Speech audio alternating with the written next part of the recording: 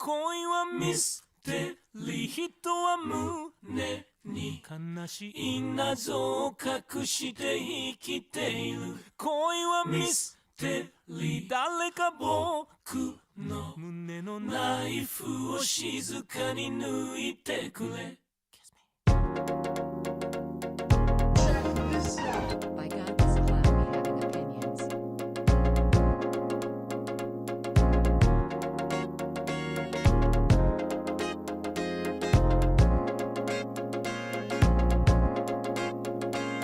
またさまよう君との距離測る。寄せて若い津波より早く動き続ける。心くすねる。僕ならばきっと君を包めるなんてめでたい思いでいたこと。昨日までの君は今どこ。思いは揺れる。隙間を埋めるためひたすらいたずら君に触れる。舞い散る花びら掴むようにあやふや不確かに弱く恋たで欲しい恋しいのにいけない時にも感じるから心奪い取りに見えない行く手にミステリー感じる握りしめ引く手に離した僕の手はどこにしまう。気づけば君が離れてしまう。不器用な天使キスした後突然釣れないポーズだね。僕は無遊病さまようナンバー線だよ。恋はミステリー、人は胸に悲しい謎を隠して生きている。恋はミステリー、誰か僕の胸のナイフを静かに抜いてくれ。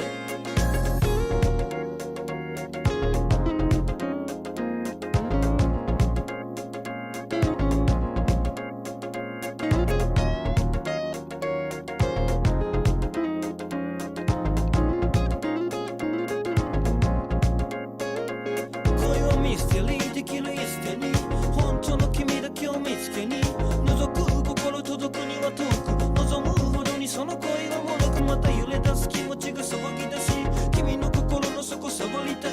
他に何もいりはしないこの悩みすら君には意味ないかい。残酷なゲーム女の子の心は魔女の振り子さんノート振り向いた巻き毛が誘って踊る。恋はミステリー、一晩中切羽詰まった空気のサスペンス。恋はミステリー、悲劇的自分に嘘をついたりしたくない。君が欲しい君が欲しい他には何にもいらないよ。君が欲しい君が欲しい失うものなど何もない。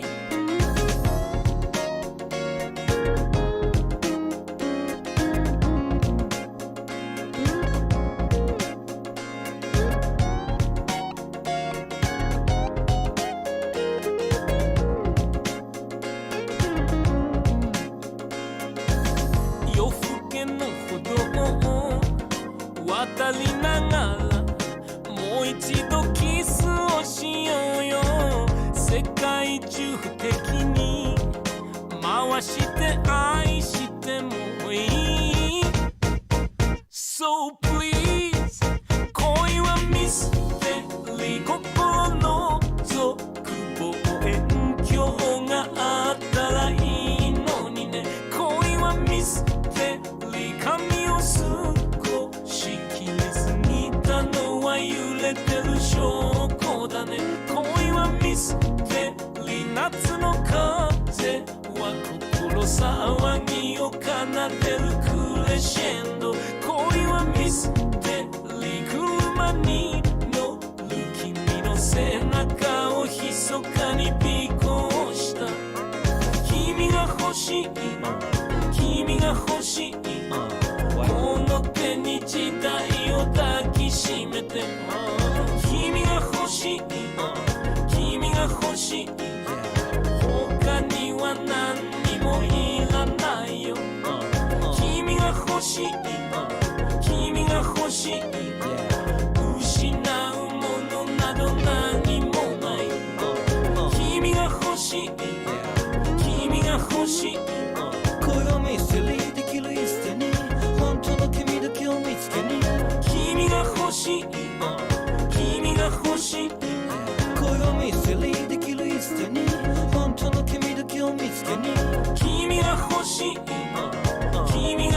しい恋はミステリーできるイステに本当の君だけを見つけに君が欲しい君が欲しい恋はミステリーできるイステに本当の君だけを見つけに君が欲しい君が欲しい恋はミステリーできるイステに本当の君だけを見つけに君が欲しい君が欲しい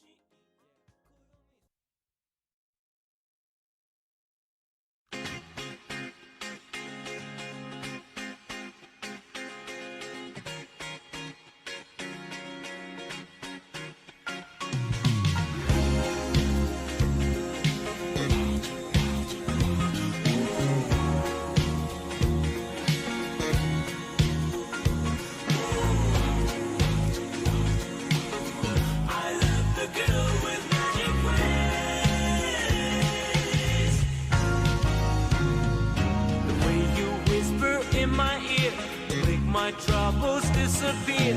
It's magic. The way your little fingertips make my heart do double flips. It's magic. And when you smile at me that way, you can warm the coldest day. It's magic. It's magic. And even when you're gone, I find I hear you laughing in my mind. It's magic. It's magic. And all I have to do is think of you to make the music start to play. Then I dance down the street and the people I meet stop and say, hey, hey, magic ways, my friend. You love the girl with magic ways, and it's true. I might as well give in. You cast a spell on all my nights and days with your sweet magic ways. When I go to sleep, it seems rainbow stardust in my dreams. It's magic. It's magic, magic. And in the morning when I rise, the mockingbirds all harmonize. It's magic. It's magic, magic. And when you want me, you just clap your hands, and I'll be with you right away. Then we'll float on a breeze while the leaves in the trees softly say, hey, hey, magic ways, my friend. You love the girl with magic ways, and it's true. I might as well give in. You cast a spell on all my nights and days with your sweet magic ways.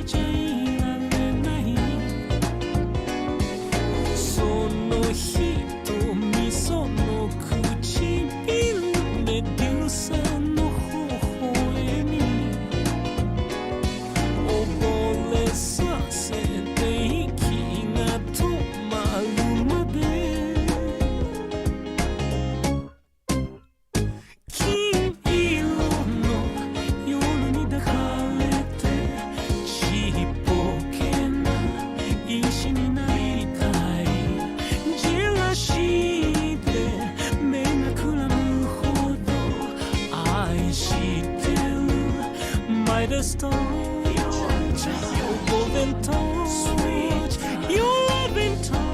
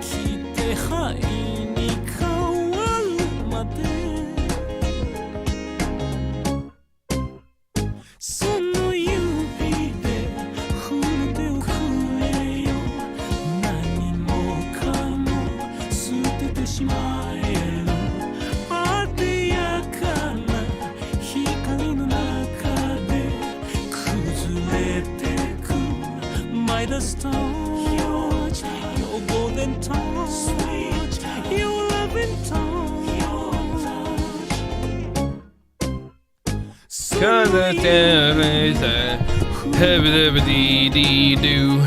La la la la la, ba ba da ba dee dee do, raka ka ka ka, rapa da ba da da da, da ba da da. Midas touch, your fucking touch, your goddamn touch. Oh yeah. Suck my fucking dick. Everybody, welcome to the Clown Depot stream. My name is fucking Chase. Oh hell yeah. I fucking love this stuff. Today we are doing fucking tier lists. We're doing tier lists. We're doing tier lists. And that's all there is to it, everybody. What's going on? The last three songs you heard were in order: Kiss Me, and then followed by Magic Ways, and finally led by Midas Touch, all by Tatsuro Yamashita, the fucking legendary Japanese city pop boy. Really good stuff. Fuck, I love Tatsuro Yamashita. Everybody does, though. It's a very pedestrian city pop person to follow, but, you know, still good. Hi, Chase. Tell us your correct opinion. Here's the first correct opinion. Tatsuro Yamashita is only one step below fucking Plastic Love in terms of, like, subversive city pop, taste. If you like Tatsuro Yamashita, you're at the top of the barrel. You know, you're at the very fucking on the cusp. You're the epidermis of the I don't know. You're on the surface layer. You're on the epidermis of the metaphorical human body of taste. You know, you're not at the heart, but you know, you're still the biggest organ. So like, who fucking cares? This is sort of getting away from me. Hi everybody, welcome to the Chase stream. We're doing what it's fucking advertised on the tin. Like, we're fucking doing tier lists. Begging you to never say epidermis again. Why? You don't like that you got skin? You don't like fucking skin? You're weird. Hi.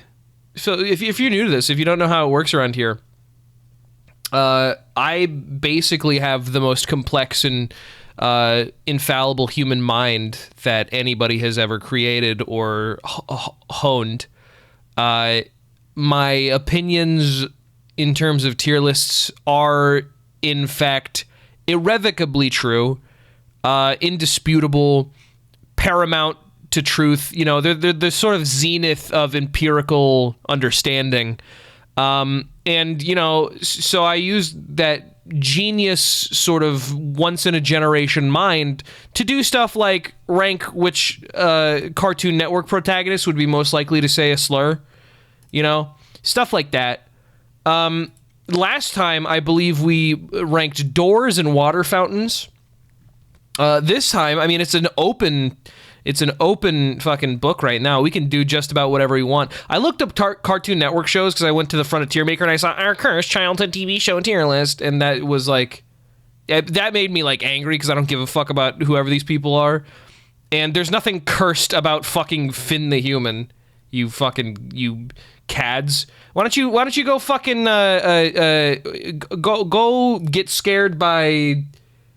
Hang on, let me think of a subversive. Let me think of a subversive thing. A subversive cartoon. Martin Mystery. Go rank Martin Mystery, you dipshit. You don't even know anything. Anyway. I think they mean that their tier list is cursed. All right. I'll bite. How's it cursed? Shut the fuck up. Don't talk. I don't want to hear their fucking vocal cords rattle. In fact, I'm going to fucking mute the video, you fucking animals. I don't want to hear their actual opinions. I just want to see their tier list. You dickheads, show me the goddamn tier list. Here we go. I don't give a shit about the final ones. Let me see here. Hello. Can we do a little bit better than this, please? Thank you. Okay. Chowder, good. Recess, fine. Courage, good. SpongeBob, I get it. Teen Titans, kind of pedestrian, but like whatever. Ben 10, that's surprising. It's always been sort of schlocky to me. Tom and Jerry is like infallible. That one's like great. Ed and Eddie, you're an idiot. Oh my God, you stupid. Like, what the fuck? You put Family Guy at sea right next to Foster's Home for Imaginary Friends and Hannah Montana. They're doing this on purpose. In fact, I'm not even going to get mad at it anymore because that's what they did it on purpose. So we're not going to talk about that. Nobody fucking mention that again. They're fucking clickmongering. I'm going to fucking block Element. I don't want to see this. Block. Bye, idiot. Anyway. The Kiriko meta. But yeah, no. So like, I think that we can get somewhere good. It's pays to stay protected. Ad by Kroger Health. We can get somewhere. We can get somewhere that we all agree with, I think, pretty swiftly. I kind of am, like, in love. I don't want to see this ad anymore. I kind of am in love with the idea of which fucking... sorry, my brain is not catching up with me today. I've spent all day doing a couple things. I've been looking at goddamn job applications. Not because I'm, like, hurting for money, but because, like, I'd like some more. And also fucking I've been looking at apartments in Japan again because I'm getting homesick for Japan. Anyway, how about fucking which Cartoon Network characters are most likely to say a slur? So obviously S to F is not going to work here. So like guaranteed, and they say it with their chest. In situations they feel confident in. We're gonna say among friends and colleagues to themselves just to feel something. No, you know what? Let's just say they do not, but they don't care if others do. They do not, and they call others out for doing so. And finally, F is they're reclaiming it. Perfect. Easy. We're gonna do one more tier because, I mean, like, invariably, I'm gonna know. There's gonna be some of these fucking cartoons that I've never seen before. Add a row below. No, whoops. Hang on. There we go. And this one is gonna be black. IDK lol. Okay, no, it's not gonna be black. It's gonna be white. Perfect. Easy. So first of all, we're gonna have which is the original Ben 10 logo? Because I've only seen the original Ben 10, so I'm gonna put these three in there. I don't know anything about any of those. We're just gonna scan through real quick. Let's get this out of the way. I don't know what the fuck this is. I know a little bit about Apple. You know what? I'll just keep Apple and Onion. I know a little bit about Apple and Onion. That's Evil Con Carne. Sorry, it took me a second. Infinity Train, I never actually saw it. I'm sorry. Weep. Can anybody identify what we is? I don't know what we is. Can any help with this would be helpful. I'll keep going. I don't know what this is. Vic, I've literally never seen that before. I Am Weasel? Oh my god, wait. I Am Weasel? Oh, fucking shit! Oh my god! Oh my god, this is... Oh, wow. It's I Am Weasel, bro. That's fucked. Alright, I'll keep that. Well, do I know enough about Weasel? I don't know if I know enough about Weasel. I'm sorry. I can't really put it there. I'll also say that about fucking Generator Rex. I know that's like a really, really fucking popular show, and like everybody is like, oh, we gotta bring it back, but I've never seen it before. What is this? Robotomy? Robotomy, I believe. Hang on. Robotomy. Show me the characters so I can be refreshed. Robotomy. Did I ever watch Robotomy? I don't think I ever watched Robotomy. That's a shame. I like the look of Robotomy, but I never, I don't know what the fuck this is. Robotomy. Wait, fuck, where'd it go? Robotomy. Sorry, bud. Put Rex in reclaiming. All right, fine. Hang on. Generator Rex, that's the big fucking fat blonde dude, right? The, like, sexy fat blonde dude. Generator Rex character. No, I'm thinking of Megas XLR. Right? Yeah, there. No, see, I was thinking about this guy right here, Megas XLR. That's the guy I was thinking of. I always get mech shows mixed up. Mech is a genre that I've never been able to really parse. Generator Rex. I mean, I guess I can trust you there. I'll put it in reclaiming, but that's based on like. That's the only one we're gonna do. I Mega Sex LR lol. Time Squad is such a fucking good show. Time Squad. When I was looking at Robotomy, I was like, what does this remind me of? It was Time Squad. It reminded me of Time Squad, bro. The gay robots and their found family little boy son, dude. Are you kidding me? Time Squad was awesome. Gay robot, himbo man, little boy. Fuck, what a good show. You know, it's kind of tough when you're giving me the letters R and E. I'm going to be completely honest. Let's inspect page element, see if I can get a bigger fucking... Clarence, that's Clarence. Okay, got it. Identified Clarence. No problem. Okay. Symbiotic Titan, I got nothing. I'm sorry. Mighty Big fucking stupid Magi Sword, got it. Nothing, sorry. I don't know. We got to speed this up. I want to get to the actual event here. Why are Steven Universe and Future the same thing? Clone Wars, never saw it. Sorry. The Annoying Orange, fuck you. Well, actually, I'm just gonna go ahead and put it like there. We Bears, we Baby Bears, fuck you. Mighty Magi Swords is so funny. I can't watch it out of principle because I can't say why, but I won't watch it out of principle. Teen Titans Go, never saw it. I'm sorry. I'm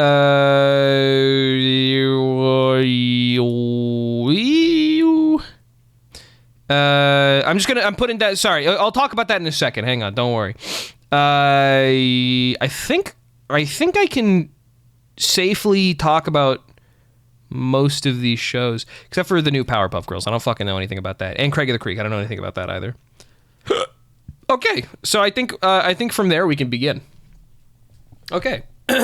Now that we've gotten through the riffraff, let's begin. I'll start by ranking the ones that I'm sorry to all the gays in chat. I don't know anything about Generator Rex. I cannot, in good conscience, put it in there reclaiming it. I can't. I can't. I'm sorry. I don't know anything about that show. It would be disingenuous to the final rankings. So check it out. Annoying Orange, like, think about the Annoying Orange for a second, and then think about the closest person to the Annoying Orange that you've ever met in your life, and then tell me that they wouldn't, if they had the power in a situation, that they wouldn't say a slur. Like, think for a moment. They're among, you're in their, like, battlefield. I don't know where that is. Maybe it's in, like, the fucking the computer lab, so where they're surrounded by other friends, or they're in a fucking like in the locker room or whatever. And they're basically, you're surrounded on all sides by someone like this and their cronies or their peers. Tell me they wouldn't say a slur. Maybe they wouldn't call you a slur, but they would say it. They would, guaranteed, 100%. This is how I feel about the Annoying Orange. OK KO Let's Be Heroes is such a fucking goody two shoes ass show that he fucking calls his mom mommy. There's nothing wrong with that, but that's like some goody two shoes behavior. I guarantee that he would not be saying slurs, and he would be calling out other people for saying slurs. That makes sense. This is like the kind of show that's created to teach morals to children, and so that's fine. I don't think that's a bad thing. I don't think it makes you like fucking, what's that term, tender queer or whatever. I don't really fully understand that, but I get, you get the idea. And also KO is like he's 8 to 12, but also like he has the mind of at least a 20-year-old, because 8 to 12-year-olds don't talk like that. He's written by writers. Anyway, Adventure Time. I'm gonna say no. Adventure to Finn is also kind of, well, I think that over the course of the show, Finn kind of hovers between these two. I don't think he would ever get to a point where he would say it amongst friends and colleagues, but I do think that Finn at times has hovered between centrism and white knighting. So with my limited understanding of how that show works and the sort of ideologies behind it, I feel good about putting them here and here. Let's put on some music, by the way. Nintendo Radio, songs for empty head.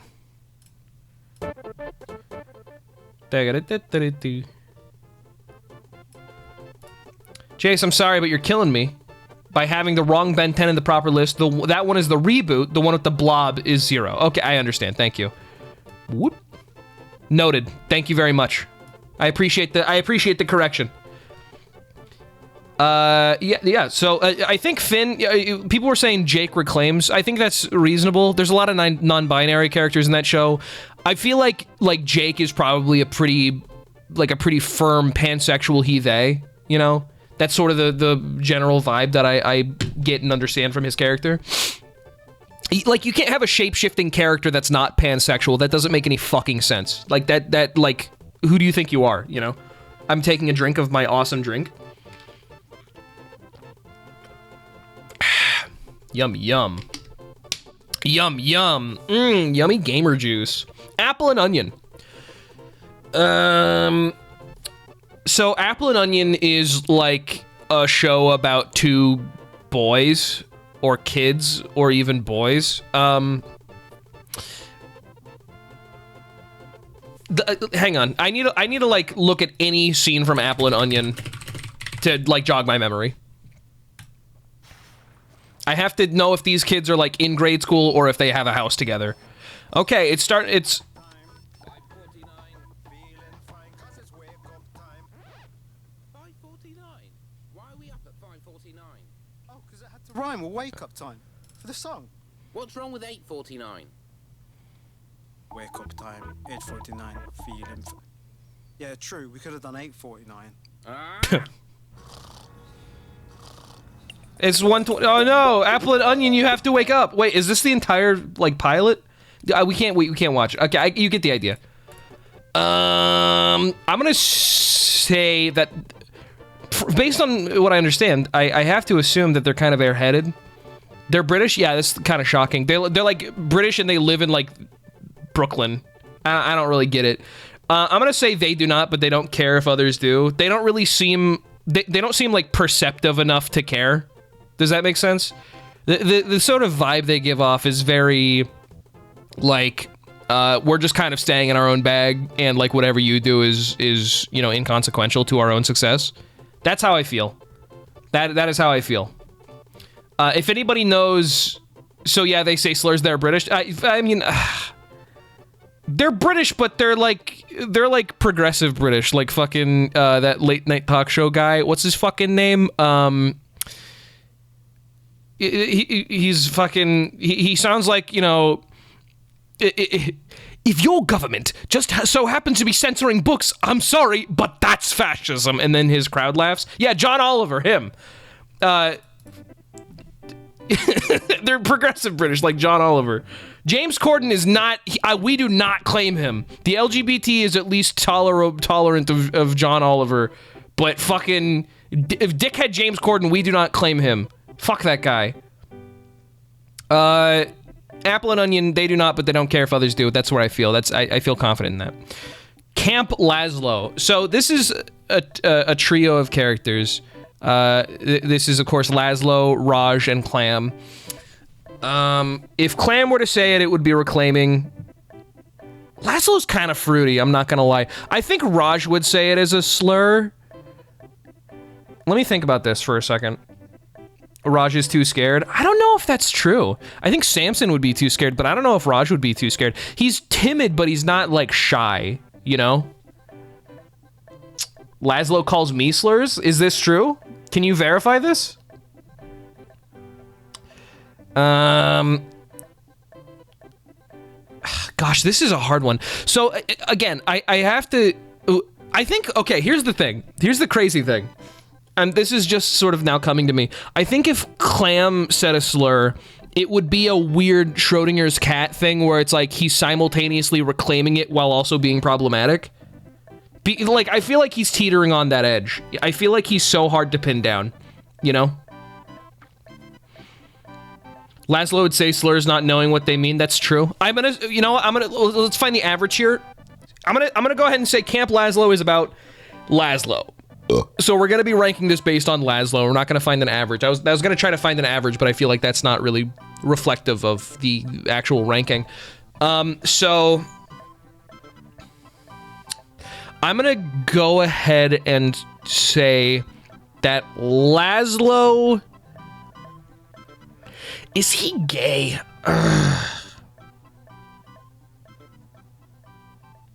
I really have to think about if Laszlo is gay. He's so happy-go-lucky. I've never met an unproblematic straight guy like that. You know? What have you done? What did I do? Killed your parents? You got the wrong guy. I'm sorry. That's absolutely not true.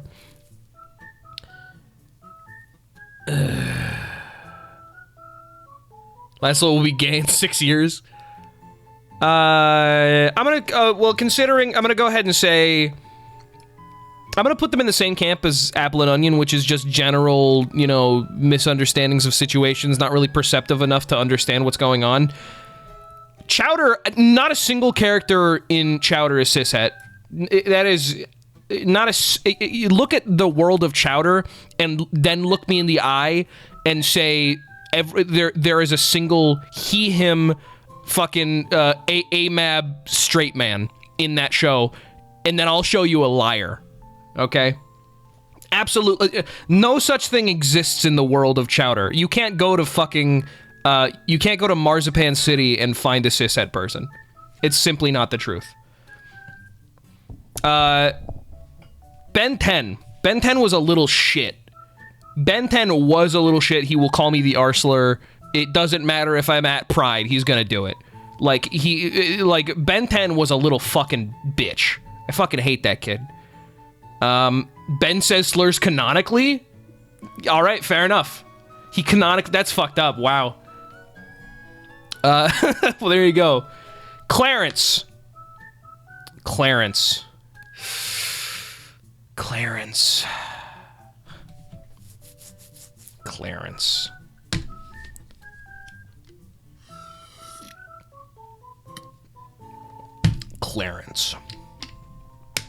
This is a hard one.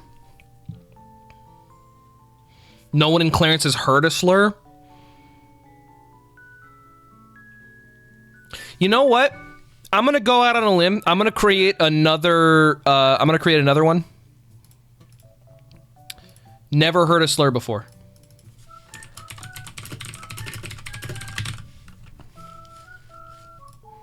This is not supposed to be purple. This is supposed to be purple. And then this one below is supposed to be green. Whoops. Whoopsie. Whoopsie. There we go. Oopsie. Oopsie. Hang on. There we go. Okay, I fixed it. Clarence has never heard a slur. He's never heard a slur in his life. He's definitely heard slurs before. Yeah, I feel like with that kid, language is malleable. I feel like it's like whenever he hears a new word, it just turns into clay in his mind. And then he shapes it into be like whatever he wants. I don't think slurs would even register with Clarence. Well, I guess that would put him in. I guess that would put him here. I'm gonna put Clarence there in they do not, but they do not care if others do, simply because of, again, they just don't know. And then we're gonna keep never heard a slur before open. Class of 3000. Okay, so. Sonny, what's his name? Sonny Smiles? I just know his name is Sonny. Hang on. Class of 3000, Sonny Bridges. It's Sonny Bridges, excuse me. Sonny Bridges, also known as fucking Andre 3000. It's not, he's not also known as Andre 3000. His name is just, I mean, the show is called Class of 3000, but his name is Sonny Bridges. Sonny Bridges, Sonny Smiles is a Skyrim character? I never watched Skyrim before, sorry. I don't know that show. Class of 3000. Maybe at the beginning of the show, but like as the kids teach him like lessons on life, I feel like,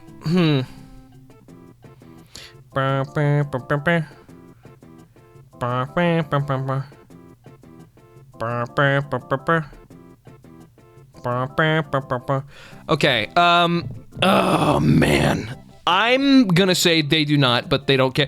But this is the first they do not, but they don't care if others do. That is guilty by association. Hi, Alfred. This is tier list Cartoon Network shows ranked on how much their main character, or how likely their main character would be to say a slur. I think Sonny Smiles, or excuse me, Sonny Bridges is the first one that is guilty through knowledge. But guilty through knowledge and inaction. That's how I feel. New category would have, but learns error of ways. I think that's too much. You're adding too much of a timeline to it. I feel like we gotta put him into a single category in a single moment in time. And I feel like that the very essence of Sonny Bridges' like essence, I think he would allow slurs. That's what I think. There's a lot of like casual racism in that show anyway. But I digress. Kids Next Door, like, unfortunately, yeah, because they're like shitty little kids. Like, canonically, the Kids Next Door are a bunch of little fucking mean twerps. So, like, there are some mean kids in Kids Next Door. This one's kind of hard because there are 5 main characters. Don't say Nigel Uno's a skinhead. Come on, that's not true. Nigel Uno is just Australian. Or British. I don't actually know. No, I'm sorry. Number 4, Wallaby he's Australian, and Nigel Uno is British. They are kind of sociopaths sometimes. Well, that's because like people like, I don't think you develop a conscience until, or like a moral conscience until you're like 13. So like, and I'm pretty sure like at 13, the Kids Next Door makes you like excommunicates you. So I'm pretty sure just through sheer ignorance, the Kids Next Door are likely to say slurs. Number 1 is a turf. Why are we talking? Why are you fucking slandering my boy Nigel like that? Come on. We don't need to fucking be horrible. I mean, Annoying Orange is like a common enemy we can unite against, but Nigel Uno didn't fucking do anything to gain ire. Anyway, Courage the Cowardly Dog. That gay little dog, dude. I don't know. I don't know if I...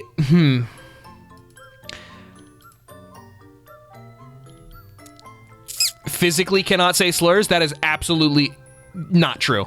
Too scared to say a slur? I don't know if that's true either. Like, he absolutely can have whole conversations. You have heard him say, the things I do for love. He's not a parrot. He's not doing that by reflex. He's very clearly reacting to situations and making existential communication towards the outside world, you know, that reflects the situation that he's in.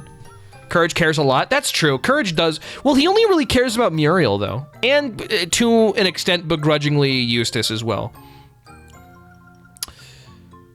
I'm scared to ask what the words these characters are saying is.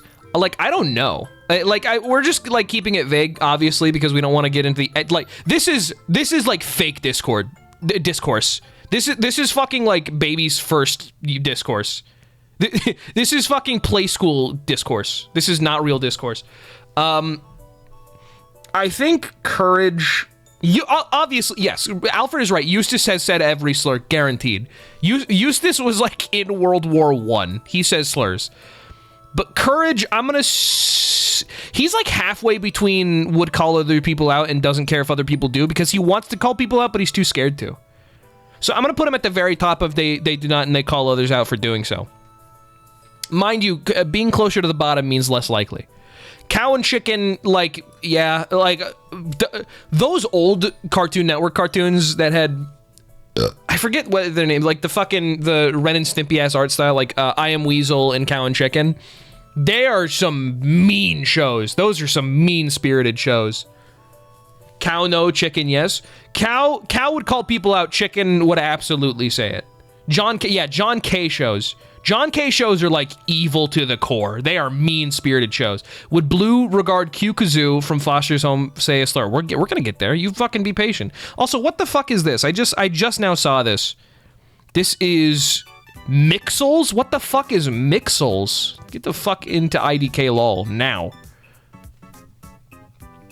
Don't do David Feiss like that. I don't know anything about the actual creators. I just know that, like, the shows themselves are, like, full of, like, people being mean to each other, and that's where the comedy derives from. Not to say anything about the actual development or the people behind it. Just like the vibe that I got, you know?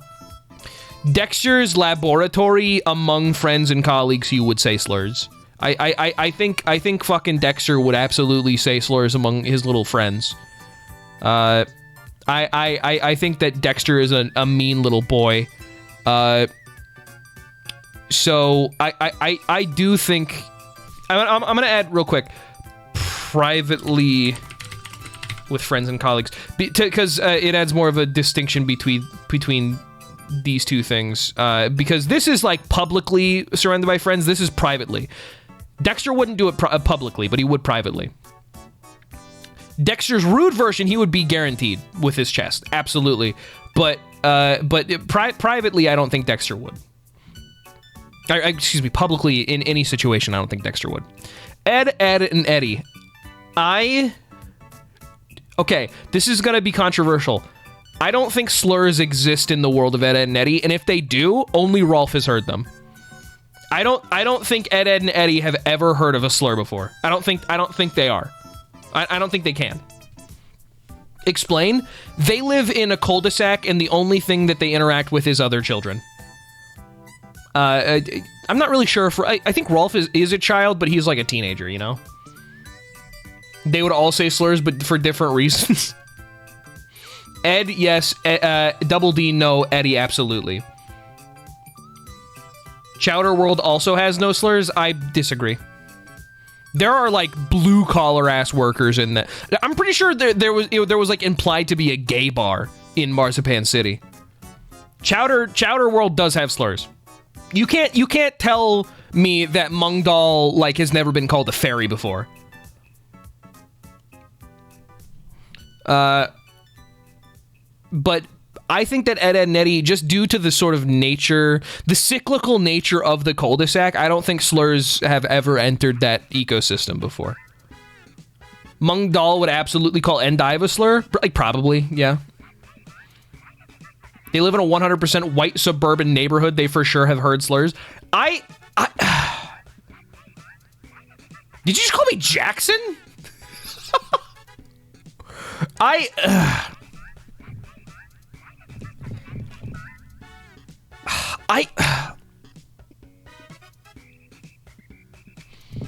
I don't know. I can't imagine.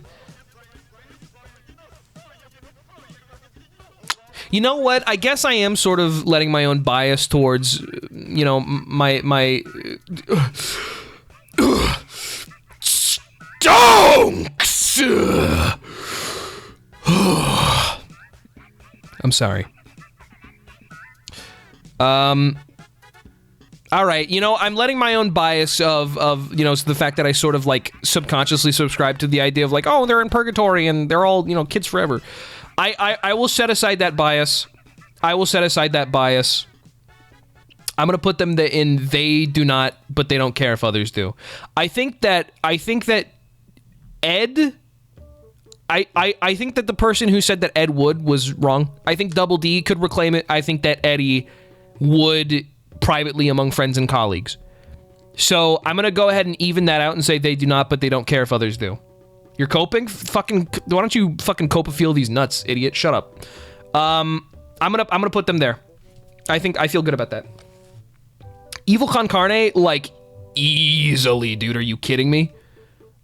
Like, in a fucking heartbeat. Like, are you... oh my god, they would say so many slurs. And this is the first time, that it's adults saying slurs. I should, like, Ben 10, Kids Next Door, Cow and Chicken, they're all children. This is the first time you're, like, seeing 30 to 40-year-old adults with jobs saying slurs. 100%. The Brain is an actual Nazi, the bear couldn't. Like, the Brain is, like, 100%. General Scar Deaths, oh yeah. Is that Mungdal and Endive would call each other slurs, but like how lesbians and gay men are allowed to call the other the FD slur if it's funny. Also, hi Chase. Hi Catnip Depot. Thank you very much. Excuse me, catnip.biz. Oh my god. I drink my gamer slurry. 1 second. I agree. I think Endive would be like, oh, don't listen, don't eat a word that fruit over there says. And then Mongdal would be like, fucking, do not listen to that carpet muncher, Chowder. She doesn't know what she's talking about. I feel like that's like the sort of communal slurs that they would throw at each other. You know, that's how I feel. You can hear it in his voice. Oh yeah, I can too. Foster's home for imaginary friends. So, okay, do you interpret this as Mac or as Blue? Mac, I do not think would. Chase, can I join you? Shoot. I'm gonna get like pretty intellectual with it. I'm not gonna lie. And also, like, I'm really bad at like finding middle ground. But you know what? Okay. I will let you in. Yeah, sure. I'm calling you now. I also need to make sure that OBS is outputting correctly so that people will actually be able to hear you. Hello? Hello? Yes, people can hear you. Hi, Alfred. Hi, Chase. Alfred, would Blue Regard Q Kazoo say a slur? Abso-fucking-lutely. Okay, now that we've gotten that out of the way, to what degree of publicity would he say a slur? Would he say it? And let me go ahead real quick because you came in a little bit late. Blue would learn slurs like when he's watching the Weather Channel and he's like, "It's hot in Topeka," and like he would fucking he would learn what a slur is, and then he would learn that he's not allowed to say it, and then it would become like an Olympic sport to him. He like trying to find different ways to say it without saying it. Like he would absolutely say it. Like I absolutely agree with that. Yes. Mm-hmm. You'd be like, hey Mac, don't leave your fruit out, or otherwise it'll be full of maggots. Just like, stop. What? I didn't say anything. I didn't say anything, Mac. Anyway, you're being a real queen right now. Like, Blue, you really need to stop that. Like, hey, come on, man. That is not okay. That is not okay. So I'm gonna go ahead and say in situations they feel confident in for Blue Regard Q Kazoo. All right. Grim and Evil. Now this one I didn't really watch that much because this was like the. I mean, it was basically just like it was just the Grim Adventures of Billy and Mandy and Evil Con Carne. Like, yeah, but it was like having an episode together. It had was it like a special, or was it like a short run, or what was it? Here, I swear to God, Grim and Evil was just like, let's see, 27 episodes, 2 seasons. Jesus. Is that like the beginning, like the very first episodes of like the Grim Adventures before it became just the Grim Adventures? I don't know. Hang on, it came out in 2001. And then there's. Let me look up Grim Adventures of Billy and Mandy real quick. It also came out in 2001. Jeez. Oh, but this came out in August of 2001. But this came out in August of 2001 also? What the fuck? So, okay. So that's when they're airing at the same time, yeah. It was, yes. It was a combination of both series, I believe, and then it went into separate things, I think. Wow. Okay, yeah. Okay. So for this... either way... would absolutely say Slurs. Yeah, I feel like Grim can. Well, I guess he can't reclaim Slurs because when he turned into a human, he was white, so he can't reclaim the Slurs. Actually, but that's not the only slur that he can reclaim. Do you think? I guess he is Death. So I feel like Death probably has a pansexuality of sorts.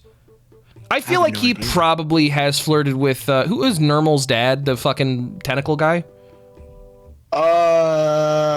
Fuck, hold on, my brain. Nurgle? It was... Hang on. Billy, wait. Nurgle Jr. Okay, it's just Nurgle. So, Nurgle Jr. is his son, Nurgle. I feel like he and Nurgle definitely, like, had some sort of relationship in college or something.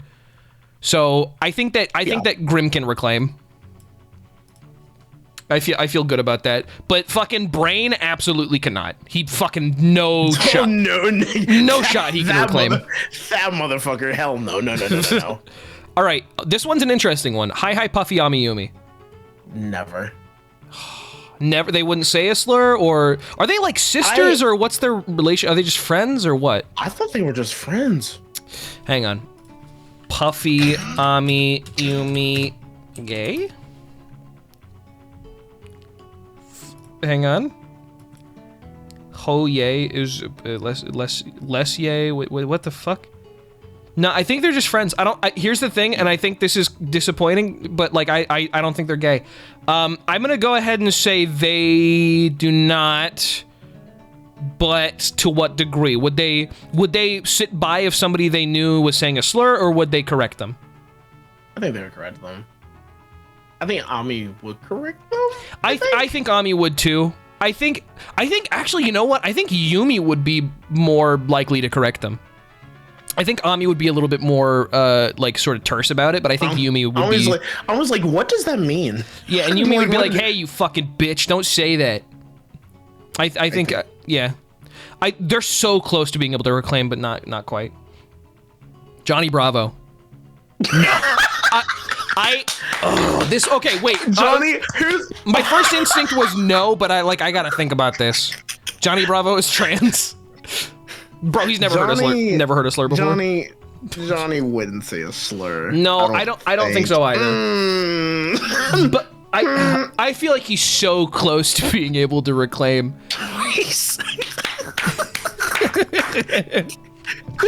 Does Johnny Bravo get to reclaim? Fuck. Think about it. I don't know. He's bisexual. Because I wouldn't put him in never heard a slur. Johnny Bravo. He's bisexual in the closet. He's in the closet. Johnny Bravo has definitely heard slurs before. Yes. Okay. I got fucking hair in my mouth, dude. No matter how many you pull out, there's always more hair. Johnny is closeted bisexual, like canonically, right? So, fucking. I think that he would like hear a slur and get scared, but like too scared to do anything about it. You know. Mm-hmm. I think that's where Johnny would be. He would never say a slur. I don't think he's too good of a guy to do that. But I don't think he would say one. Momo. And the fucking Mau Mau. I've never seen this show. I was gonna go off of like what I know about it. I'm sure you've seen more of Mau Mau than I have. So tell me about Mau Mau. I know he's an angry little guy.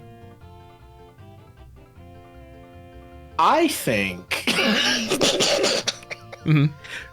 with him and with Mau Mau and Badger Claws, they'd be reclaiming. They're gay? They're gay little guys, do you think? I think they're gay. All right. And it's one of the new school shows, so it's like way easier. So I'm gonna go ahead. Like with like yeah, I think. All right, I think that one's cut and dry. I don't know if there's much to dissect there, because I want to obviously get in depth and, get to the center of each of these decisions, but I feel like there's not a whole lot to dissect. And I mean, that also comes from the fact that I don't really know a whole lot about Mau Mau, so... oh, no, that's completely fair. Yeah. My gym partner's a monkey. I feel like it kind of just goes into the default, like they're in elementary school, and, like, I feel like there are some people there are some people in there who can absolutely reclaim, but, like, in terms of, like... Jake and oh my god, Adam. Jake and Adam. Fuck yeah. Oh my god. Fuck me. Adam and Jake. Adam Lyon is a white supremacist. Wow, that is a ballsy claim. That is a big claim. Slumber, you've been just saying shit. You are just like saying shit. You've been since I got here. You've just been making these claims about these different characters with the most insane like takes that don't make any fucking sense. Like none. You're like this character obviously is a racist and like putting... I can't call Adam Lyon the fucking like 9-year-old a white supremacist, dog. That is taking a little too far. Dick Slapper is not even watching with audio. He's just thinking about it. He's not even watching with audio. Oh my god. I'm gonna say yes, guaranteed. They say it with their chest, but also I feel like that kind of comes from a place of ignorance for them. I feel like when they got into let's say, okay, if Adam Lyon and Jake the Spider Monkey got into like college, and we'll think about the whole cast here. We'll think about I forget their fucking names, but the gorilla, the toucan, the giraffe, the snake. Snake guy, he's definitely a little gay with it.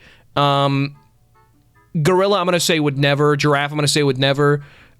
Toucan fucking would reclaim left and right, like with their whole. They would reclaim with their whole chest. The toucan. But Jake and Adam, who I would say are like the main characters. If I were to whittle it down entirely, Adam Lyon is definitely like the main character. He is the in My Gym Partner's a Monkey. But like Jake is the monkey in My Gym Partner's a Monkey, right?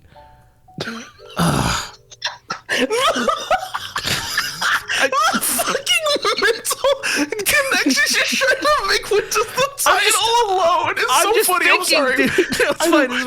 The My is Adam, but the monkey is Jake. I'm trying to like distill which is like the most important character. God. I think the monkey is more of a subject. They're both. They're both the main character. They're both the main Adam's characters. The main character because he got sent to that school because he used to go to human school where everyone was the same, and now he goes to an animal school because Lion's his last name. Your last name. Yeah, his gym partner's a monkey. I've been saying this, dude. As Okay, I'm gonna go ahead and say.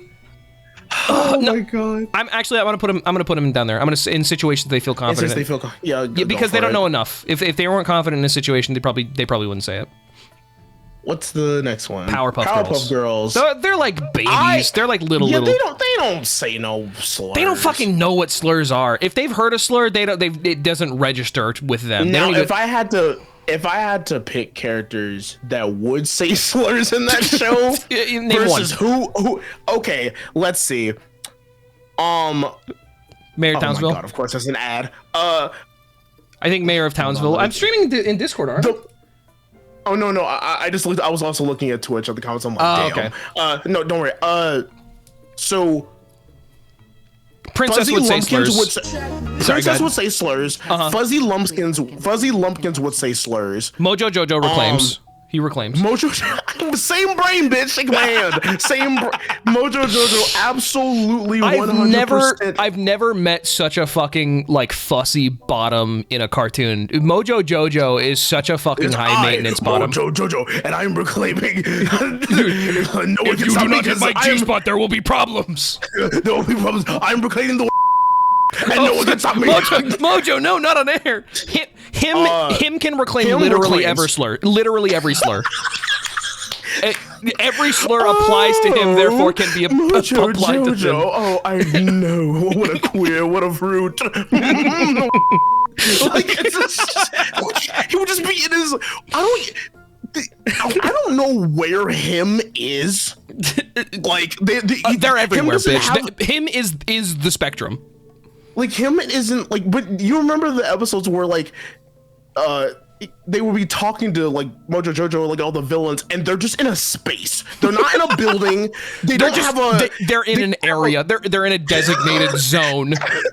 They're like in a cloud or some shit. they're in the space between the pages. I think, but okay, if we're going back to the Powerpuff Girls, they have never registered what a slur is. They don't know what that regular shit show, is. like, oh man. Wait. Okay, let me hear you. Okay, let's talk. I want to discuss. Hey, let's have a discussion. Let's have a discussion. Please, I've laid out baguettes. Come to the business table. Let's have a discussion. We have to come to an agreement that half of these motherfuckers on that cast listing as the main characters would be the same thing of half of them reclaim and half of them are saying it as a slur. That's true. Saying like mean shit. Like, but, okay. Muscle Man would absolutely say it with his chest, guaranteed. Yeah. Easily. Like to be a meanie, to be like he would say it to be offensive, but not because he hates like whatever people he's disparaging. It's just because it's a mean word. Yeah, like but Skips is not reclaim. Yeah, Skips fucking reclaims. Easy. Benson. I think Benson would say it if he gets like really angry, but then he would be like, "I'm sorry, I shouldn't have said that. That was terrible. I'm sorry, but you have to understand how angry I am." I really did mean, but like you guys just don't do your fucking jobs. You don't do your jobs. I'm new to this. And they're like, Benson, that's not cool, man. I'm trying to. I think Mordecai and Rigby say it like privately amongst themselves. Like to each other, they say it. I could agree. Yeah, they both like say it in their rooms, but they would never say it like. Yeah, like. And as long as we're going across the whole list, just to fucking get them all down, Pops would say some slur I've never heard of. He would say a slur from the year 1830. That's where I feel Pops is. But as long as we're just doing... He would walk up like, ooh, a bit of a Twizzler on you, and it's like, what the fuck does that mean? I haven't seen a gillywallop in 4 decades. Pops, what the fuck is a gillywallop? Pops, what the fuck does that mean? Like, and the thing is, the explanation would be no better. It would be like, it's basically the worst thing you've ever heard, but it was the 1830s, so it's just like... a gillywallop is someone who comes from the southeast part of Serbia. How do you even draw that? How could you tell? Like you're not even from there. How do you know that? Okay, but as long as we're just doing Mordecai and Rigby privately with friends and colleagues, I feel yes, I agree. Yes. Next up, Samurai Jack. Oh fuck, that's hard. Oh my god, that's hard. Is it against the Bushido code to say a slur? Aku would say the slurs. Aku would say a slur. He would. I can agree. But the question is, would Aku be reclaiming, or would Aku say it homophobically? That's a good. Okay. So in Japanese, in terms of like Shintoism, right? In Japan, because I feel like if there's any like religion that Aku could be like a devil of, I feel like Shintoism is probably the closest fit. Shinto gods, they sometimes have genders, but like they're very specifically, like they choose to be that gender, right? They like there's a lot of agender or like gender fluid kami in Shintoism, including like Fushimi and Ari, or excuse me, Fushimi of Fushimi and Ari. So I think Aku can reclaim. I think he can. I do think so. I think it's in between Aku reclaiming and Jack correcting people. I think in my mind, like Jack would hear them be like, "Watch your fucking mouth," like sword in hand and everything. Like the one thing that I would feel iffy about is if he was ever talking about Koreans, because he is from a time ago, and he is Japanese. So, but I'm just gonna go ahead and say, by and large, they do not, and they call others out for doing so. If it's like, if it's, oh my god, this is so. I can't believe how hard I'm thinking about whether or not Samurai Jack would say a slur. I'm gonna say, by and large, they.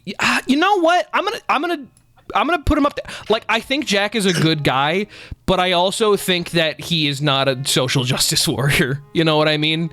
I think that he's trained to his blade, and that's all he cares about. Secret Mountain Fort Awesome, 100%. Oh man, I think they say the slurs amongst each other and not to other people. Yeah, because isn't their whole bit that they like solve problems or whatever, or like they or am I thinking of you're thinking of problem solvers. I think. I'm thinking of that's totally right. I'm thinking of problem solvers. Secret Mountain Fort also was just these like monsters and shit that just lived on a volcano that were like chilling. So I think they would like call each other that, but I don't think they would go out in public and be like, "Hey," like I don't think. Oh like, God! I was gonna say okay, so it wasn't the Ugly Show; it was the other Ugly Show. Sorry.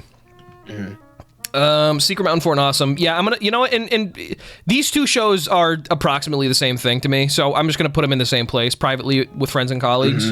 Does anybody have any problem solvers lore that would dispute this claim?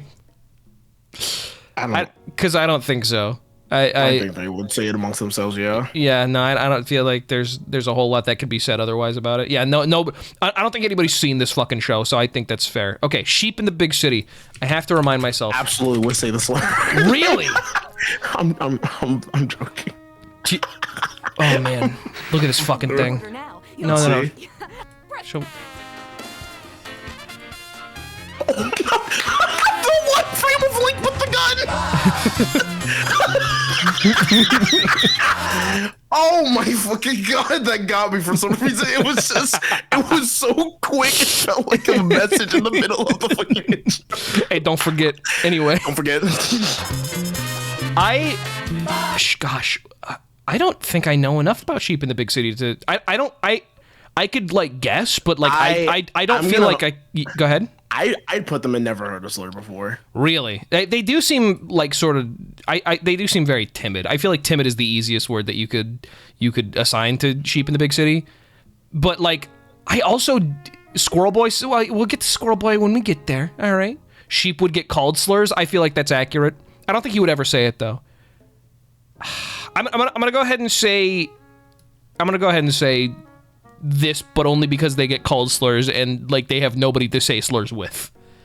No, I can't. I was just talking about how I don't know enough about sheep. I'm gonna put it in IDK lol. I'm going to put it in IDK lol. I don't know enough. I'm sorry. Squirrel Boy. Also, real quick. Yeah, put them up there. I Am Weasel, which is an IDK lol. I don't know enough about I Am Weasel. The thing. I'm gonna be very, very forward about it. Go ahead. I think. Because it's like Weasel is like basically the show is Weasel is successful, very lucky, you know, has good life. Right. Baboon does not have good life, is unlucky, blah blah blah. Whatever. Right. Like one's smart, he's dumb, etc., etc. Yeah. I think. I think they would say it to each other, but to nobody else. What an assertion. I absolutely think I'll take your word for this. I will take your word for this because I feel like you are confident in what you say. I feel like neither of us really have the knowledge to tackle Sheep in the Big City, but I feel like you know about I Am Weasel. Yeah, I know. Yeah. You're the Weasel knower. I feel confident. I'm the Weasel knower, dude. Yeah, bro. Steven Universe future reclaim, but Steven Universe not future. They would call other people out. I don't know if there's any these are okay. I've been going into detail with every other show up to this point because I feel like some explanation is necessary. I don't think it's necessary with Steven Universe. It's like this. Not. This is like I'm gonna say this, and I want you to know this, that I say this with the best intentions. This is the SJW show. Like 100%. You either know the communication that the only communication that I need to put forward is it's Steven Universe, dude. Like come on, easily. All right. There we go. I'm not even gonna. I'm not even gonna pretend. I'm just gonna. I'm gonna get the next one out of the way. Teen Titans would say it with their chest. Really? That's really. This isn't Teen Titans Go. This wait. Teen, Okay, go back. Teen Titans Go is an IDK.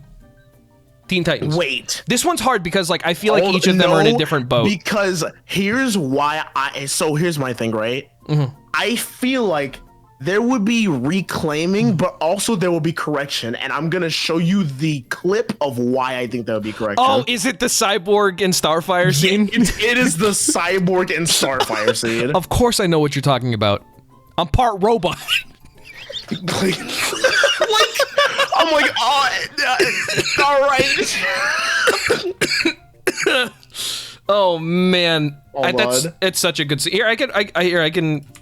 Starfire and Cyborg. I'm sure it'll come up like within the first fucking Here we go. Yeah, here it is. I got it. Okay.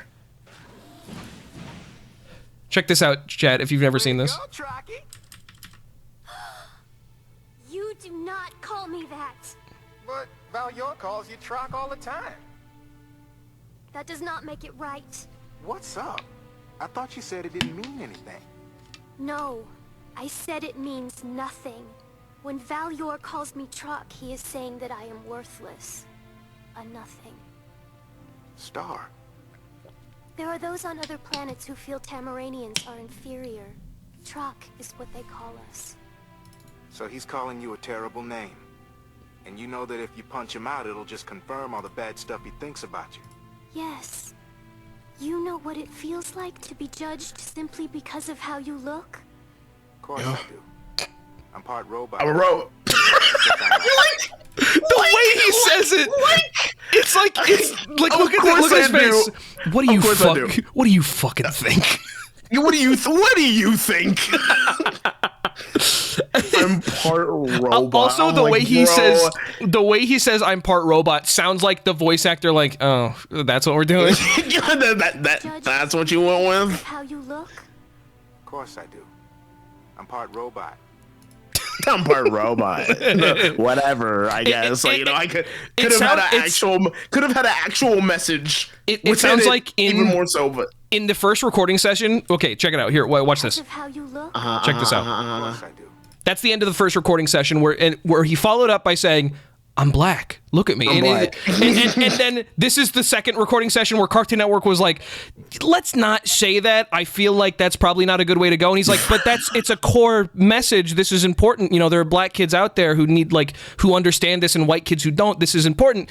And they're like, no, I think it's just best to not. I think it's best we just don't. Yeah. So let's dial it back. We don't want to get rid of the whole scene. Let's say, I'm part robot. Okay, do you get that? All right, go ahead. Here, let's hear the take. Let's hear the take. Oh, wait, fuck. Hang on. Go ahead and let's hear the take. I'm part robot. No, I'm part robot. I'm part robot. I guess. So I think they do not. But they're all about learning. They are all about learning. Yeah. There you go. The amazing world of Gumball. So, okay, early 2000s Cartoon Network shows is full of, like, shithead little fucking kids. Gumball is a little difficult. This one... Gumball could also be a shithead.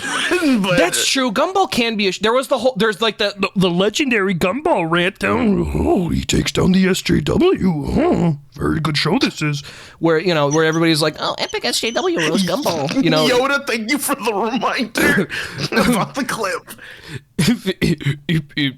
You nothing to be afraid of. You should be of nothing to hide. You have. Informal it is. Watch now.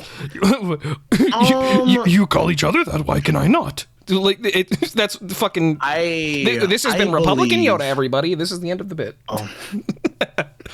I personally watching it. I think it would go in the same thing where Teen Titans and Steven Universe go. Yeah. It's but then there's also people. But then, of course, obviously, there's characters in it that would be reclaiming it. Yeah, they're characters that would like. I feel like Gumball is a very good showing of like how diverse a cast can be. Like literally, like there are a bunch of different art styles, but also in terms of like the stuff. There are exceptions to the rule, like the fucking like, oh, you're safe space. Like that fucking episode is an exception, but I feel like by and large it's a pretty understanding show. So I'm gonna go. I'll put it. I'm gonna put it at the top. Where capable, but like by and large, they're gonna say something about it. Well, yeah, okay. I'm gonna keep it there unless I have like a wild hair up my ass and change it. Like, I think it's a choice. I love Billy and Mandy so much, but it's a great show. I was trying to think of all. I was thinking of all three of the main characters: Grim, Billy, Mandy. They would all say slurs for different reasons, but they would all say slurs. Is kind of like the most important thing. It's like they're in different. It's like Billy would be like they do. I feel like Billy would be they do not but care if others do because they wouldn't know. Mandy would guaranteed say it with their chest, and Grim would say it in situations they feel confident in. Grim reclaims. No, you know what? That's right.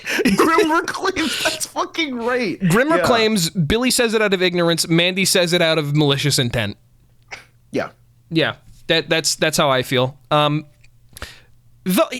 I feel like Mandy could probably reclaim, but it's too young. She's too young in her life cycle to really understand why, or like for me to really get into it. I feel like.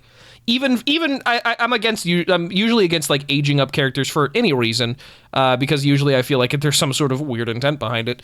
Unless there's like fan art, obviously if it's just like fan art of like, oh, what if Mandy was in college? Wouldn't that be fun?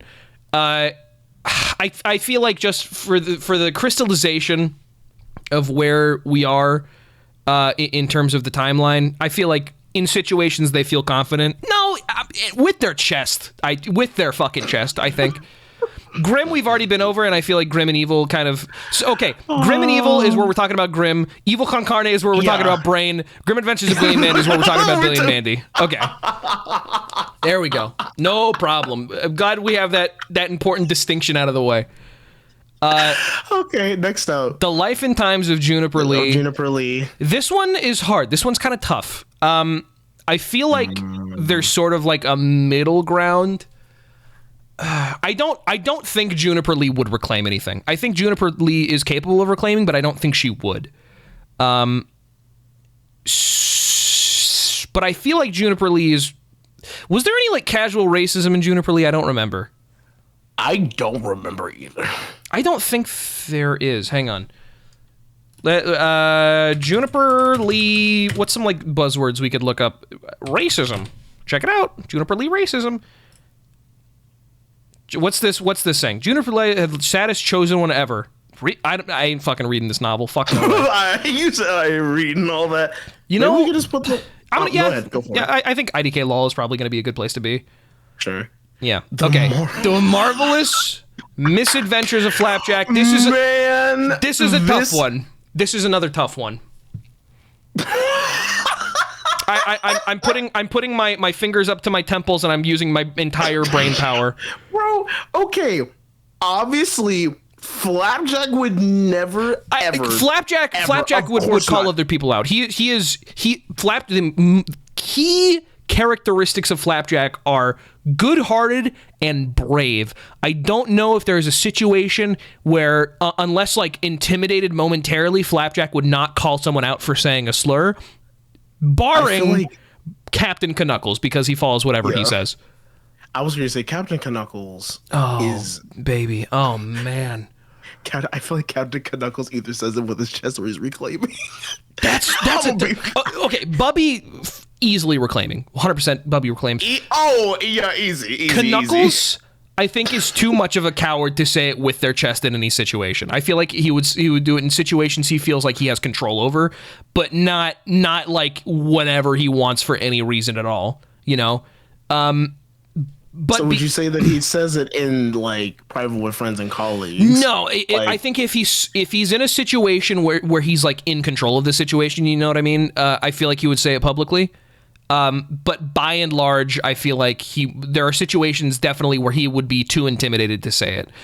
But that said, Agreed. because the three main characters cover such a vast sort of swath of the thing, we're gonna just distill it down to Flapjack. We're gonna put it here. They do not, and they call us out for saying so, in the low end, because Flapjack more than any of the other characters is like a good-hearted to a fault character. Secret Saturdays. I don't know why the fuck that's not an IDK law. Fuck off. Time Squad. They are reclaiming. They are reclaiming, dude. Easily, 100% they are reclaiming. They're reclaiming and they deserve it. They're at the bottom of reclaiming because it's so easy.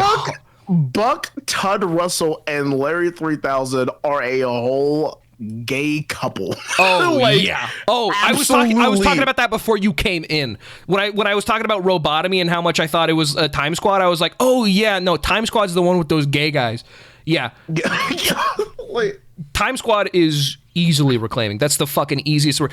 Chat, and in case you weren't here before, let me show you Time Squad again. Look at these two characters and their fucking found family adopted son and tell me this is not click gay. click on the picture that's next to it, like with down. Down With here? like right to the right. With like it's the one with Buck yeah, and like Larry at dinner. They are a family, dude. This is a son and his two gay dads. They are reclaiming easily, 100%. Yeah, absolutely. Uncle Grandpa reclaims. Really? Do you think he's a fucking homo gay? Yeah. Probably. All right, most likely. I feel like he's sort of in that same camp, and this is going to sound insane, but hear me out. He's in that same camp with Rick Sanchez, where it's like he understands the universe so much that it's impossible for him to not be like pansexual, you know? Yeah, I think so. Yeah. Unrelated, but there are canonically trans characters in Craig of the Creek. It's in the same tier as SU. That's fine. I don't know enough about Craig of the Creek to like really talk about it. And even if there are non-binary characters, and there are definitely characters who can reclaim in Craig of the Creek, I've never seen it. I don't know enough about it. So I don't think I can confidently. Do you watch Craig of the Creek? Do you know Craig of the Creek? I don't really know. I've seen a couple episodes, but I haven't seen like the whole thing. We'll go through IDK law after we get through these last two. Whatever happened to Robot Jones, he's fucking canonically non-binary. We're putting in there, we're reclaiming it easily. This is a rare instance of an early 2000s show where it's like its main character, who is canonically like a young kid, isn't like a big shithead. Robot Jones is wonderful and also non-binary, and he reclaims it easily. And for the last one, I say We Were Bears. They do not say it, but they call it out for doing so. I always like thought they were like a fucking throuple, but no, they're brothers, aren't they? I think they're bros. Yeah. Oh, okay. They're Okay. bros. They're brothers. They're bros. They're found brothers because they Yeah. found each other like through different like paths. Yeah. They don't, and they call us out for doing it. So, all right, very good. All right. All right. Now. Right. I want Alfred really quick scan through these shows. We'll talk about them real quick. If you've ever seen any of these shows, tell me what you think. Ben 10, I'm going to go ahead and say you probably have never seen all of the Ben 10 shows. So I haven't seen all of them. Alien Force, I think. Is that what that one is? Alien Force? Alien Force. Is that the one that kind of looks a little anime? I think so. I think that would go in like. Yeah, that's the one where he's like a little grown up. The reboot. I think that would go in. I feel like that goes to Privately with Friends and Colleagues. Really? Okay. I think Privately with Friends and Colleagues. Okay. Now, hey, you know what? I fair. All the other ones, I'm gonna say. Have you ever seen any of the other ones? Omniverse, the reboot, or Ultimate Alien? No. I've seen a couple episodes of Generator Rex, but I don't know enough about the show to put it anywhere on here. All right. I don't even know what the fuck this show is. see. Mike and Lou and OG. I don't know anything about this show. You never seen Symbiotic Titan? I saw a little of it. I always thought it looked a lot like, or not a lot like, but similar to, Clone High in like how the character silhouettes are. But I don't know anything about it. I know the one scene where there is like an egregiously sexual dance, and then the guy is like, "No, I don't want this. Fuck off." I've seen that show, or that clip, but I've never like seen it. What do you think about Symbiotic Titan? I don't know either. Honestly, I'm gonna be real. That's all right. I've seen a few episodes, but I don't know what to put on here. Actually, the fungies would. Hang on, real quick. Infinity Train. I know enough about Infinity Train to know they were claiming it. Sorry. Okay. Anyway, right. Sheep in the Big City. Mixels, fungies. Okay, go ahead. The fungies go in. I think never heard a slur before. All right. Yeah. Are they like little precious little beans? They're all just. I feel like they're all like just nice characters, and they wouldn't say these words. All right. There you go. Easily. Powerpuff Girls reboot. I don't know. Yeah, I don't know. Juniper Lee, already been over. We don't know. Summer Camp Island. Anything? I have not seen that one. No. Victor and fucking Allenton. I've never heard of the show. Valentino. Victor and Valentino. What do you think? I do not know. I haven't seen that one. Transformers animated. Optimus Prime says a slur with his whole chest. Yeah. Here's the thing, though. I know so many people who are into Transformers that and they're like all queer. I feel like there's gay robots that I've never heard of before, but I don't know enough about it to say so. Transformer, Optimus Prime in general, I feel like he would definitely say a slur, but I don't know. Trans is in the name. It's fair. Hey, you know what? Trans is in the name of the show. It is in the name. Let's see. What is Robotomy? What is that? Robotomy is it's a show that I recognize. Never seen a single episode of it. Robotomy from 2011. Oh my! I have not seen this show since I was literally in high school. But you recognize it, right?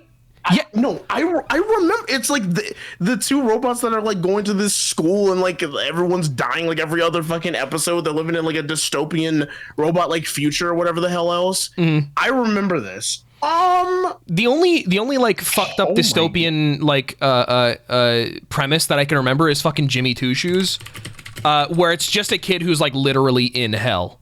And all of Dude, I remember Jimmy Two Shoes too. Yeah, all of his he just lives in hell and the devil hates him, but he's it's just too nice to do anything about it. But that's not on the list because that's a fucking Disney XD show.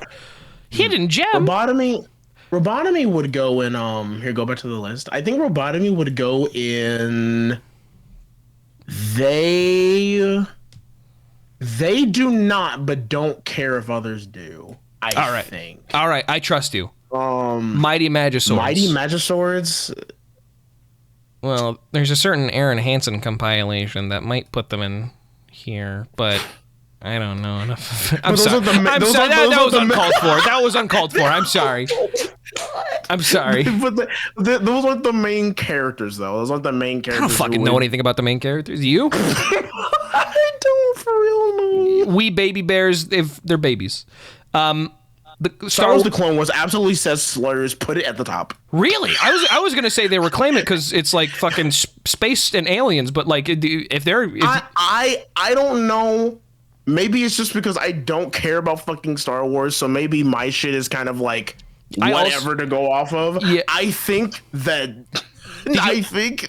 either they would say it with their chest or they would say it to each other, but not to other people.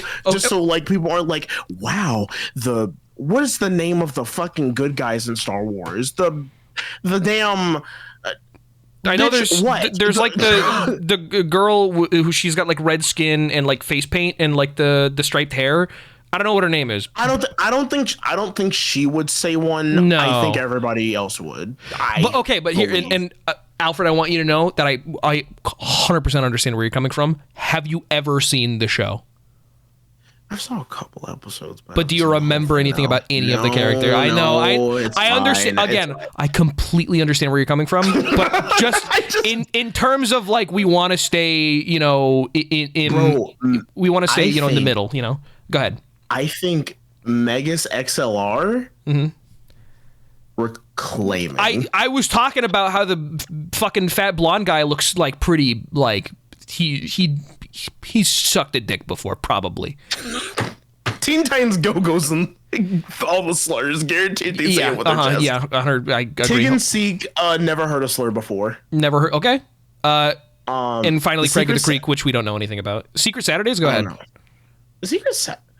Did you watch that show? Because I watched some of it. I remember that it was about cryptids. It was about a family that was they like protected cryptids, tell me right? if I'm wrong. They were protecting cryptids, and like there was the dad, the mom, the son, and they had like Like the Bigfoot and the Mothman. Whoever. Yeah. I remember the kid, the main kid with the white hair. I don't think they would say slurs. I think they would like call people out for saying slurs. I feel like you can't like be cryptid hunters and like allow slurs. Like that doesn't make any sense. Especially like cryptid hunters that are like well-versed scientists, you know? It was a multiracial family. The mom was white and the dad was black. All right, well there you go. I feel like that like you can't I feel like that just makes sense. Yeah, that makes a lot of sense to me. But hey, that's it. That's all the Cartoon Network shows. This is ranked from top to bottom how likely they are to say a slur. There you go, chat. All right. There you go. Perfect. Great. Easy. And it only took an hour and a half. All right, cool. Let's do another one. Sure. We can do literally anything. It's not even like we have to rank from best to worst. It's just like, you know, we can find any scale. Like name anything. Name any like array of something. Anything at all. Like I feel like there's a lot. There's a lot. There's the only tier list that I think I've done is food tier list and the DILF tier list. And then those are very Alfred tier lists. Yes, I understand that. God, it makes sense. You know it does. It does, but fuck. It's like the dude slapping the tape on the water bottle. It's just like Alfred looking at. Like, I don't know. What should we do next? Let's look at categories. Loving this stream tonight. Oh, Aperture City, thank you. They said loving this stream tonight. Albums would be crazy, but I don't know if I don't fucking know any albums. I don't know. No, that's fair. Bizarre music section, De La 1, A La 52. It might as well be another fucking language. I don't know what the fuck that means. I don't know what that means. Kendrick Lamar albums. Yeah, no. I Chad, don't get me wrong. I love music, but I don't know a lot about it. Sorry. That's fair. Let's go to categories. Beer and alcohol. Do you want to do anime? You've seen a good amount of anime. We could try. I've seen some. Let's rank 900 plus waifus. No, sorry, I'm not addicted enough to porn to do that. So many food right now. Shonen anime. I meant just like what's like S tier anime to watch versus like what's not. Oh, I don't fucking. What do we? I don't know. My tastes suck. I straight up don't know. I've seen like maybe a third of these anime on this list. I can't even see it. Like, hold on, I gotta. Shonen anime. It's like it's like the big anime. It's like Boruto and fucking Bleach and Devil. Oh, gotcha. Or Demon Slayer and shit like that. Yeah, no, I haven't seen the majority of these anime. So shoot, best bald characters. I don't know any. Hang on, let me look up bald. Best bald actors, bald tier list, bald and not bald. Well, this is Pepe, so that's a little... What the fuck? It's just anime again. Fuck off. Total Drama Island, bald tier list. God damn. Why would you make this? I don't know. What insane person would make... Ew. You're crazy. Breaking Bald. All the bald... That's fun. He's not bald. He's got a buzz cut. Tuco has a fucking... That is not bald. This guy also is not bald. I'm going to look in chat and see like what has been said. People have said video games, foods. You know what I really like to do is just like mundane stuff.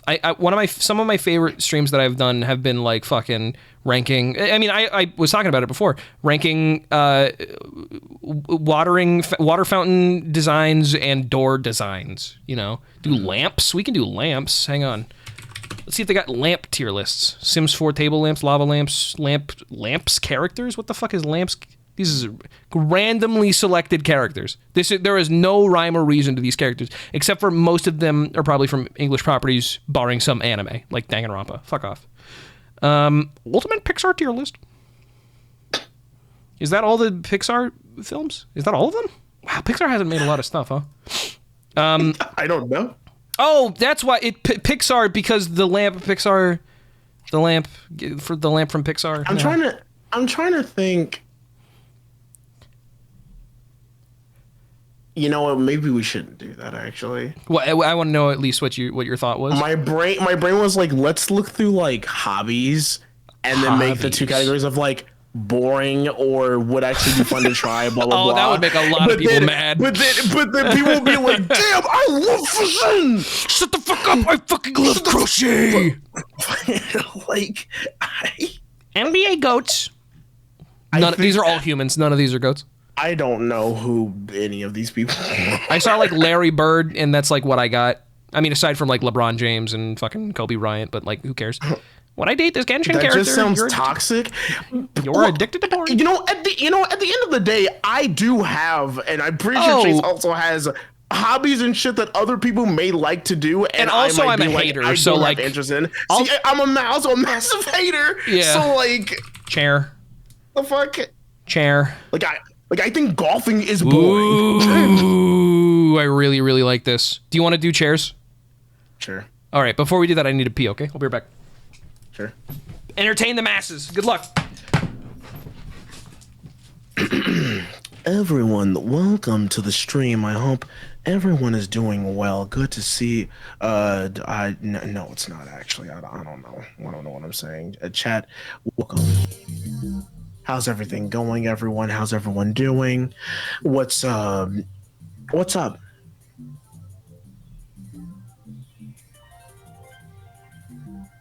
Chat. This is I'm on stream AMA, so now you have to ask questions. Alfred, what do you want to say about the chairs before you start? I have no idea.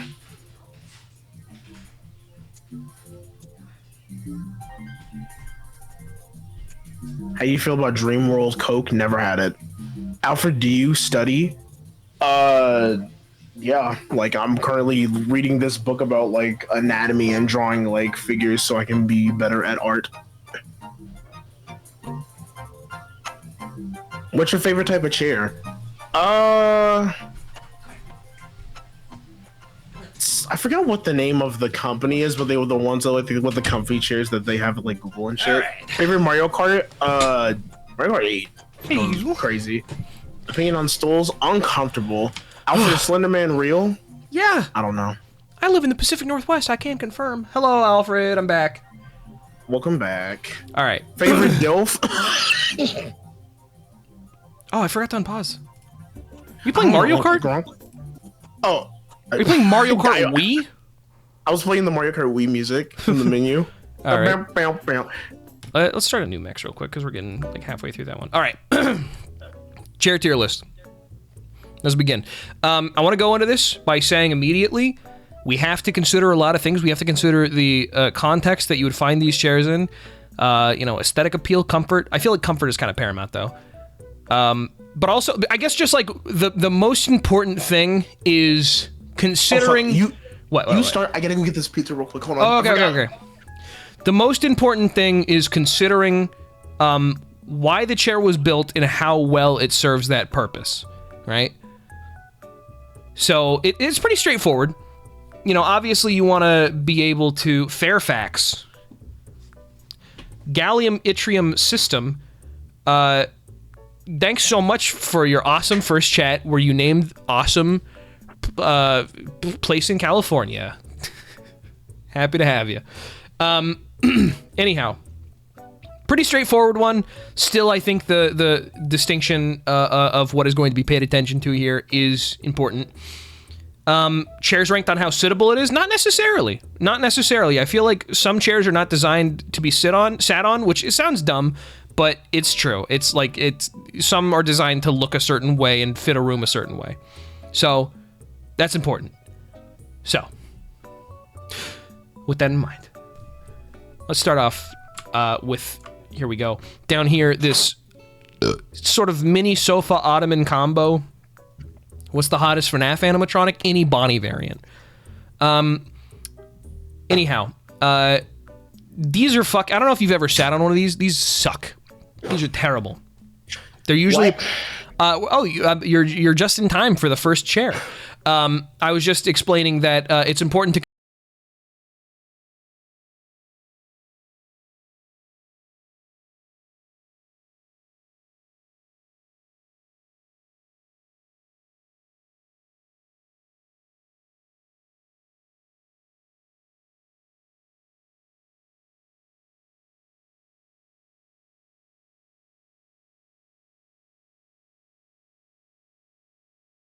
know about shitty.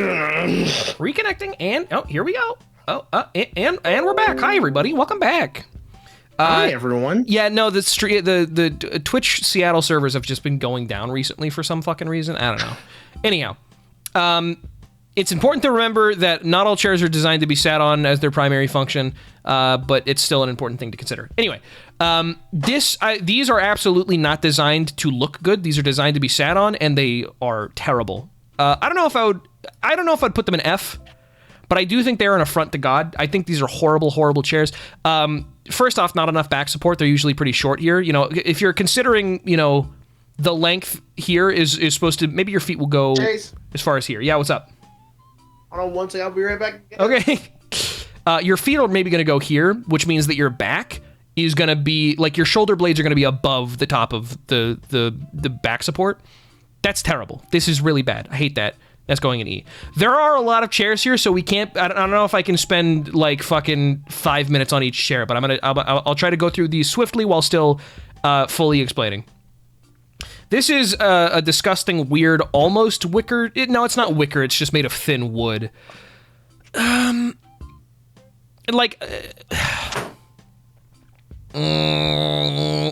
I think that these aren't the most uncomfortable chair, but like it's got plenty of back support. The angle's a little bit fucked, and also like the seat feel is probably not going to be very good. I'm gonna put these in C tier, but these are gonna be low C tier, I think. I also don't appreciate how there's like this sort of inward hump. I don't think backs should be. That shit looks so fucking uncomfortable. I know, but like not as uncomfortable as this. With this, I'd like rather fucking stand. With this, like it's fine, but you know. Have you ever like sitting in that chair? Looks like I would like. That's like a dinner chair. Like I'd sit there for like. Yeah, I mean, I don't think like this 45 minutes or an hour, and then I'd like want to get up. This is not a chair that you're supposed to sit in for more than like 30 minutes. This is a chair that you sit in like a waiting room or in like an entrance hall to somebody's house or fucking something. This is not a long-term chair. And also, again, I don't think any chair back support should be this fucking convex. That is too much. So we're gonna put it there. This is the first chair that I think is more meant to be like an aesthetic piece rather than straight up and down like you're supposed to sit there for maximum comfort. But that said, this doesn't look that uncomfortable. I kind of like how deep and the angle is. I'm not exactly sure that material is. It looks like a firm material, but like not so firm that it's like a metal chair. Oh, damn it. Hold on. Bad lumbar curve? I don't know if that's true. It looks, I think that the picture that we have here is kind of deceiving because it's in a plain white background, so it's kind of hard to tell like the scale of the chair. But I think this is probably going to be like your neck is just like, I'm going to say your neck ends right here. And so, like, the first part of your head, I don't know, you wouldn't have very much to put, like, to lay your head back on, but you would have plenty of back support. I'm gonna put this chair, I think B is too high. I'm gonna put it in mid-high C, I feel is good for this chair. Stool.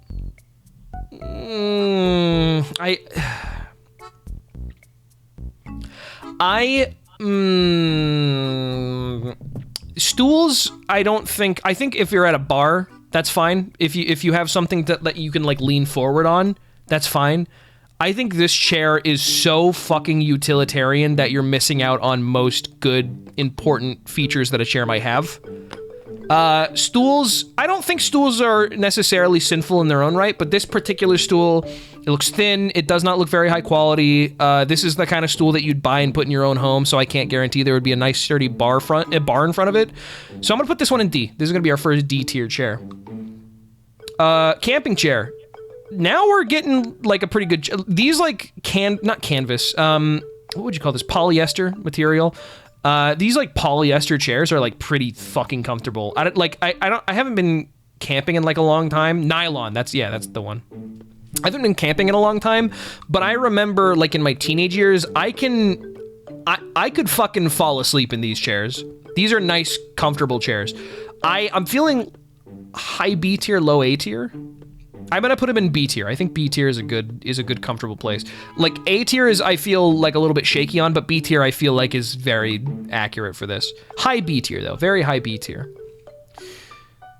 Metal folding chairs. These are the proletariat of the chair genus.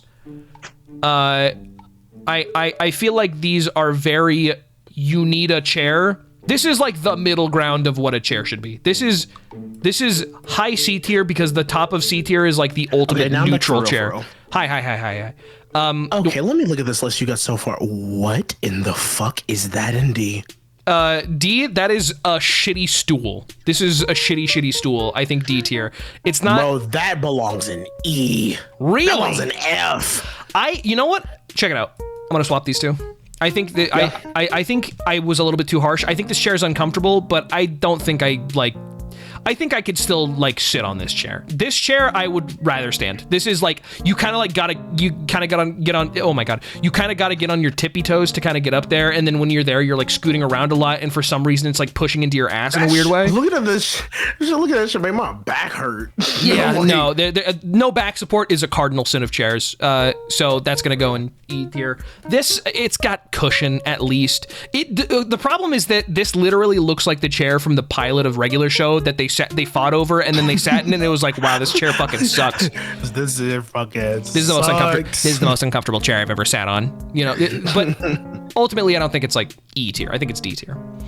Putting the lawn chair or like the chair that you like bring outside and B makes sense. Yeah, that makes a lot of sense. I could fall asleep in this chair, but like I if there's a more comfortable chair, I think there are a lot more comfortable chairs. Yeah, you know, actually, okay, now that I'm thinking about it, in terms of like chairs that like serve a purpose, I kind of want to put this in A. I want to put this in A tier because like I'm trying to think of like what the most comfortable seating arrangement in the world would be, because they get kind of crazy with the definition of chair here. So I think that in terms of, yeah, Aperture City in chat puts it really well. It deserves A. It's versatile and comfy. It's lightweight, extremely transportable. It does exactly what you need it to do every single time. I think A for the camping chair is good. Camp chair is W. Sure. This is like a fucking piano bench. Yeah, like that. Maybe it's like fine for when you're playing the piano. Yeah, this is like so. I wouldn't just chill on that. I was at the top of this list. I was saying it's important to contextualize what this chair was designed for. This chair is designed to sit on during a performance. It's made to, yeah, it's meant for good posture. You're supposed to have good posture when you're playing piano. Piano is like it's a higher class instrument, the highest class instrument, but it's a pretty high class instrument. I think that piano chair is like mid-low C. I don't think, you know, it's fine. It does what it's supposed to do. I don't think it's comfortable. I wouldn't prefer to sit there. I think if there was like a big gathering at one of my friend's house and we were all sitting in the living room and, you know, everybody was sitting on the couches, I wouldn't mind sitting on the piano bench, but like I'd prefer to get in and get on the couch before that, you know. This is easily just the weaker version of the metal folding chair. Yeah. I think that, like, again, it's very purposeful in its design. But because it doesn't fold, it lacks the versatility of the folding metal chair.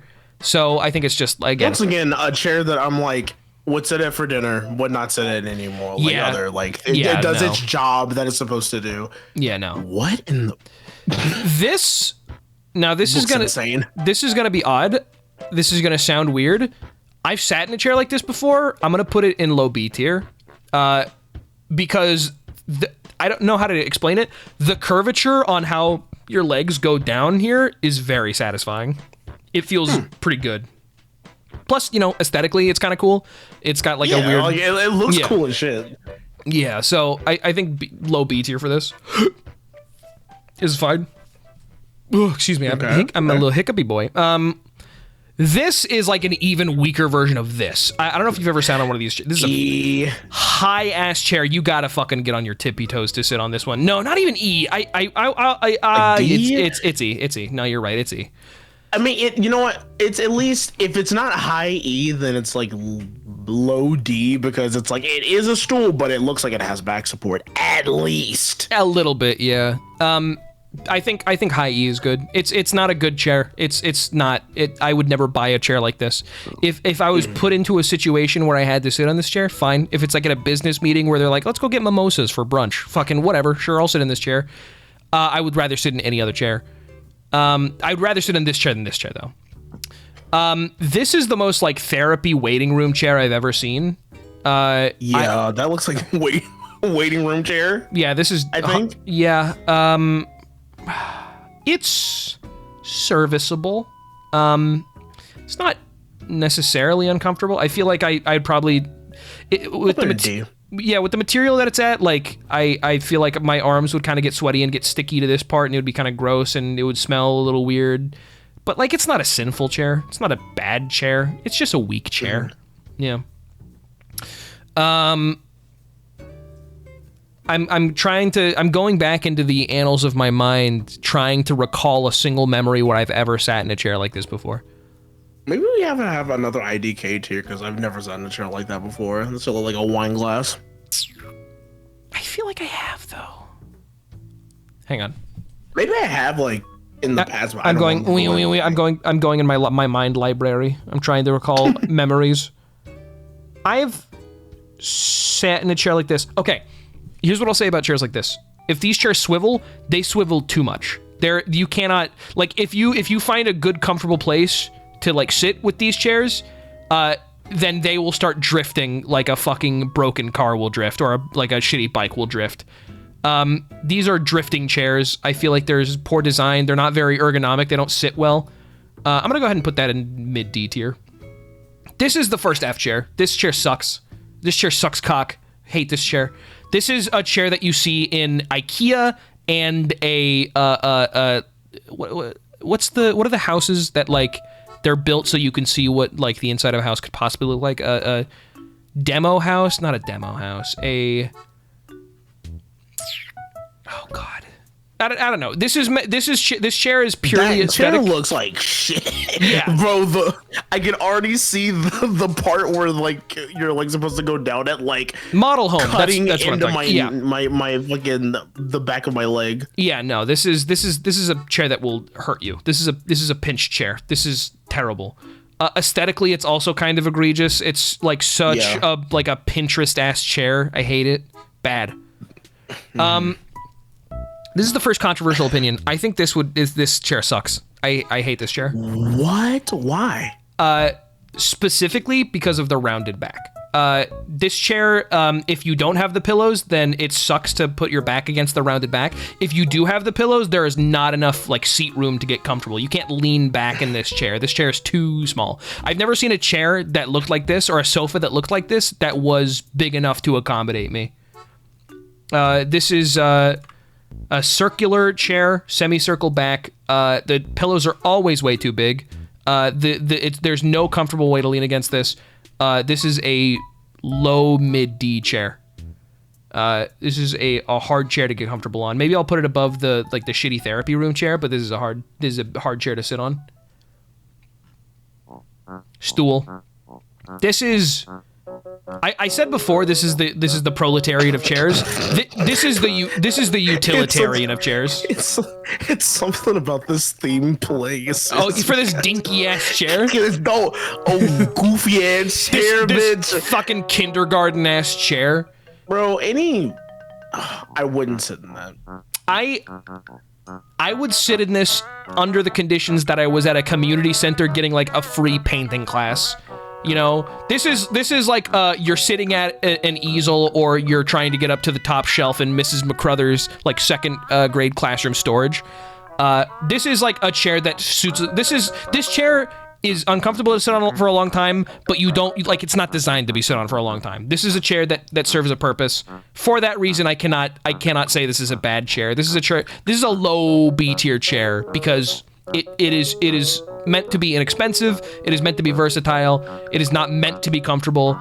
It is not it's not designed to be comfortable or subversive. This is a chair that serves a purpose, and I think for that reason I cannot fault it. Does that make sense? Yeah. Okay, B tier.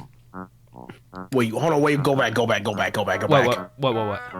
So you put it in B tier one more time for me, actually. Low B tier because this is not meant to be like a comfortable, like you sit in it for a long time chair. This is meant to be a chair that you sit on briefly or you stand on. This is, like, I wouldn't even call this necessarily a pure chair.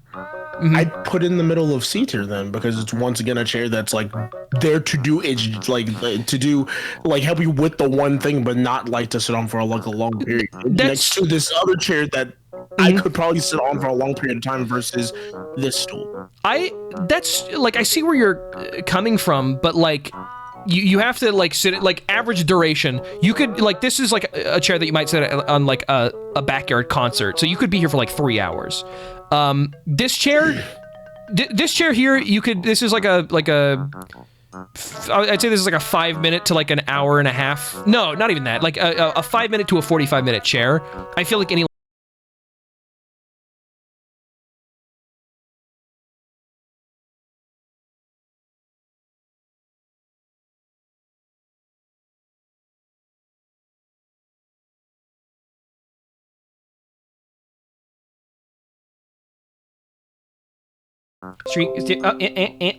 reconnection successful, and we're back. Okay, this is such a go-between chair. This is, I do not think, I think that this chair is like a fucking 10-second to 4-minute chair.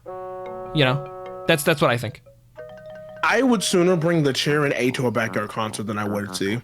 That C wing gets old real fast. Well, I mean, no, this isn't like a chair that you use. This is a chair that is provided to you. You know what I mean? Okay. The contexts are important, I feel, and for that reason, because this I don't even want to call it a chair. This object, because this object is designed for such a specific purpose. I feel like it does that. It serves that purpose well, and it goes in B. That's what I think. No back support, but that doesn't matter, because back support is for chairs that you're supposed to sit in for extended period of time. This is not an extended period of time chair. If you're sat in this chair for an extended period of time, that is either your fault or a lack of planning on the person who put the chairs out. This is a necessity chair, and I think it serves the purpose well. There you go. That's and I feel very strongly about that. So fuck yourself, bitch. Yoga ball. Controversial. What do you think? Well, if we're gonna talk about, like, I think it would go in C. I wouldn't sit on it for a very long time. I agree. I think there's novelty. I definitely would fall off. Definitely. Yeah. There's novelty to like sitting on like a bouncy ball chair. I think if I was like age, 4 to 13, I would probably prefer to sit on this if this was available in a room with like a couch and 2 chairs and a ball. I would want to sit on the ball because that's like fun. In terms of exercise, it does serve a purpose. The purpose is to exercise on it. But in terms of a chair, this, like, you'd find a yoga ball in one of those fucking like kitschy newfangled offices that's like, oh yeah, you can wear pajamas to work if you really want to, but not that much, otherwise you're gonna get a bad review. So I'd put this in high C tier, I think. Okay. Yeah. Go fucking please. There we go. This is another like purely utilitarian chair. Looks like a fucking stepping stool. That is not even. It totally is. This shit exists in like fucking Foot Locker. That's the only place you find these chairs. Yeah, like that shit is. That's not even a chair. Yeah, I think it falls in a similar category to this. It's just like more expensive. I think I'd put it in C. I'd put it right next to this chair. What? Yeah, where what do you mean? Because it's less. It is less. It's not a fucking chair. It's less convenient than this. Well, it's something that you might sit on while you're like trying on shoes, right? That's like the point. Bro, they literally have the benches that are right next to that to sit on while you're trying on. This, not the fuck. But like in historically, this has been used as like, hey, you're putting on shoes type chair. You know that's. I would. That stepping piece is what I'm going to call it. Oh my god! I would use to put my foot up so I can like try on a shoe before I would sit on it and sit on the bench that is offered to you while you're trying to try on shoes. That shit looks like it's used to step on to grab another shoe from the top rack. Yeah, I mean that's what it is, right? I mean it's right, but I don't. Check it out. It has such a specific purpose to it that all of these are on this list not because they are first and foremost chairs, but because they can be used as chairs realistically. These could be vaguely called a seat, I'll say. Whereas I wouldn't say seat is one of the primary descriptors I would use to describe, say, a log. For the term, you know? In terms of the things that we would qualify for a seat, and what do you like? I think it vaguely does qualify. I think it vaguely qualifies. Okay, but I would qualify it as a D. Absolutely as a D. But like you're not meant look at the chairs you have next to this stool, bro. I know, but we have to consider the whole reasoning for why this is up here. I think this is a better version of this, even though this looks like dinkier. It doesn't look as like. But like what I'm saying is it's right next to this chair because it is meant to serve a purpose and nothing else. And the purpose it serves. Can we qualify? Can we agree that at least it's super low? C. Low C. Yes, I will do that. I will say it's above these things, but it's not above piano bench. Yeah. All right. I'd agree to that. All right. Very good. I'm shaking your hand. Lawn ass. These are like white people ass lawn chairs. Those if they have like a cushion, I feel like they would be comfortable. Yeah, I could sit in them. In terms of like in terms of other like lawn chairs, it's like high mid, I think. I do appreciate how deep they are. They get dirty very easily. They retain like wet very like if these chairs get wet, they're gonna be wet for the next 2 weeks, you know? Yeah. So usually what like people have to like yeah, I can only imagine people get like covers for them so that way it doesn't like soak or else like you'll get like damaged or something. I feel like if you have these out in any season that isn't summer, then it's gonna be pretty bad. But these are like summer chairs. They get moldy too, do they? I don't know if that's. I've never seen one of these chairs get moldy. I've seen like the polyester cushioned ones get moldy, but never the wooden ones. I'd say high C, low B for these ones. Because I think at D, it's like I'm thinking about the fact that I'm sitting on this chair and I don't like it. But like C is in the realm of like, I'll sit on this and I can forget that I'm sitting on it. B is like, I'm enjoying sitting on this. A is like, I want to sit on this. S is like, this is fucking awesome. This is like a novelty to sit on. This is so much fun. This is such you need to rewrite these tiers than what we have here then because okay. Check it out. That blue motherfucking stool being in B is driving me nuts.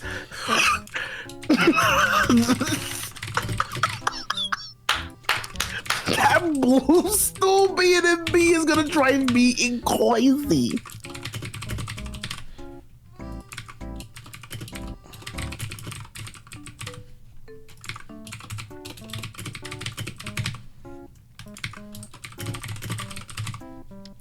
There we go. All right. Hang on. There we go. There. Okay. Okay. And again, I understand. I know. I understand. But again, you have to remember. This isn't like. Hey. I could fucking. I'd like to sit, but I'd like to be in a position where I'd like to fall asleep. Oh, here you go, bro. Nobody's gonna fucking offer you this for ultimate comfort. This is offered in a situation where it's necessary. The reason it's above this, which is again a very utilitarian chair, is because this one is so versatile. It's lightweight. You're probably not gonna find it in a house. You're gonna find it in like a community center or like an elementary school. For that reason, again, it's very utilitarian. It serves a purpose and it can serve many, many purposes. The reason this one is so low is because it can serve very few purposes. All right, do you see what I mean? I get it. I have my or okay, but Then any of these chairs could also be convenient. You might as well just leave it comfy. Hang on. Comfy and convenient. Sit and forget because these are such neutral nothing chairs. And then this is when it starts to get actively bad. And this is when it starts to get actively good. There. All right, well, this is your list. Don't you grumble. Oh, well, I guess it's your stream. List. You're the streamer. It's well, your list. You can both have it up there. They're both stools. Well, this stool is significantly heavier and significantly more expensive. This is a fucking $3 chair, and you goddamn get $3 worth of chair when you spend $3 on this fucking chair. I would sooner sit in the fucking piano bench for comfy and convenient and switch it with the blue it's blue not stool. nearly as versatile. The piano bench is not nearly as versatile as this little plastic fucking shit is going to break in. This is a quarter of a pound, and unless you leave it outside for 2 years, it's not gonna break. Fuck yourself. Comfy and convenient, low B tier, that's where it goes. I won't take no for an it. What do you mean it makes no sense, Goldie Moon? You're insane. This chair design has been around for like 100 years. You can't tell me that it can be around for that long and also be bad. Fuck you. No way. Get out of here. I just think the fact you think that shit is comfy is crazy. It's not comfy, it's convenient. It's the purpose. At the very beginning of the stream, I said it's not always about comfort, it's about the purpose of its design, fucker. Okay, so then why aren't the other chairs that we were literally just talking about that have the convenience and do their jobs in that same fucking category then? Well, these aren't, but the thing is that these aren't well designed. That's what I'm talking about. Everything above, I think everything, this chair is at the point where it's like, this is well designed and serves its job well. I would say everything below this has some degree of poor design in it, but everything above it has good design in it. Right, okay, right. So I guess what I'm trying to get is like looking at that chair that's at the very top. That makes sense. Yes. That chair is comfy. I could sit in that chair with a drink in the pocket or whatever else for hours. Looking at seeing that stool, and then where the benches are and where we place everything else, and we're talking about fucking convenience. I don't know. Okay. Here. It feels like I see where you're going with it. But I feel like it would even be in its own tier of like convenience. Okay. Think about it like this. Think about the situations in which you would be offered each of these chairs, right? Right. So for this is a waiting room chair. Waiting room. Like yes, maybe yes. maybe.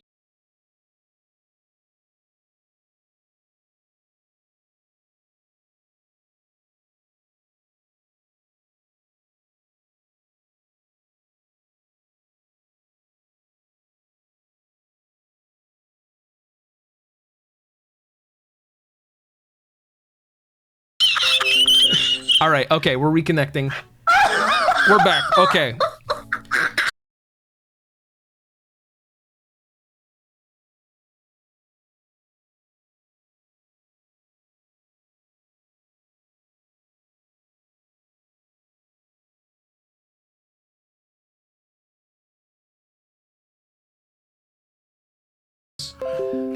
Okay, damn, we're back. bro. That's what happens with L chair opinions. This is I'm about to act up. Oh my god. Okay. No, I don't want to see you fuckers voting on the blue stool. You fucking idiots don't understand the blue stool. Oh my god. Okay. We're coming back. I think the blue stool belongs in convenient but not comfort. That's fine. As long as you agree that it is a well-designed item.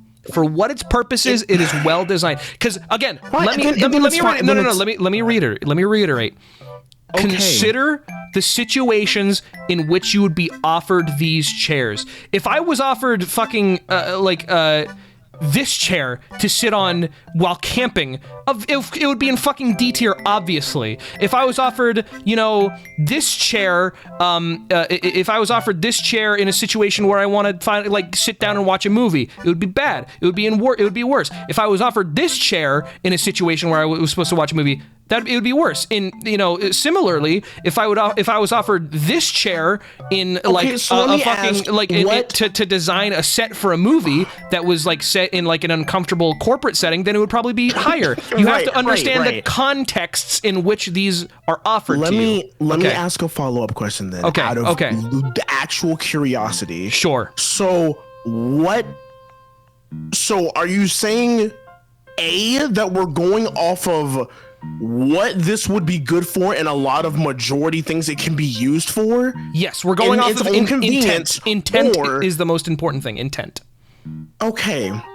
Because I guess what I'm trying to say is that then there's a lot of stuff in this list that is in sit and forget then that I believe in terms of convenience and what you can use it for and what you would be able to sit in would also be up there. I disagree. How so? Because if someone offered me that brown chair right there that's next to the yoga ball for camping, for sitting out somewhere, for doing anything, for barbecue, for being on a film set, for doing any of these scenarios that we're coming up with, for eating dinner, this chair has been used for all of that, just as, if not equal to, but has just as much as such usage as the blue stool up there. Okay. So, you know what? I'll move it up then. I'm gonna put it at the bottom of comfy and convenient. I'm gonna put this at the bottom of comfy and convenient. But you know what?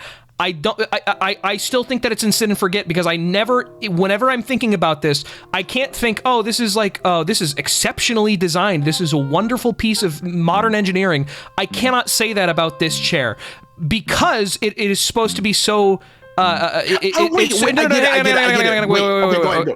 no, please go ahead. You first.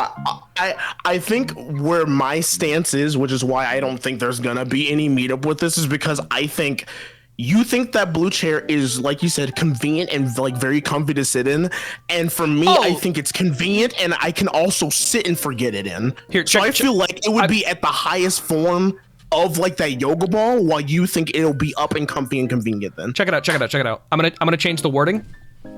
Okay. Comfy or convenient.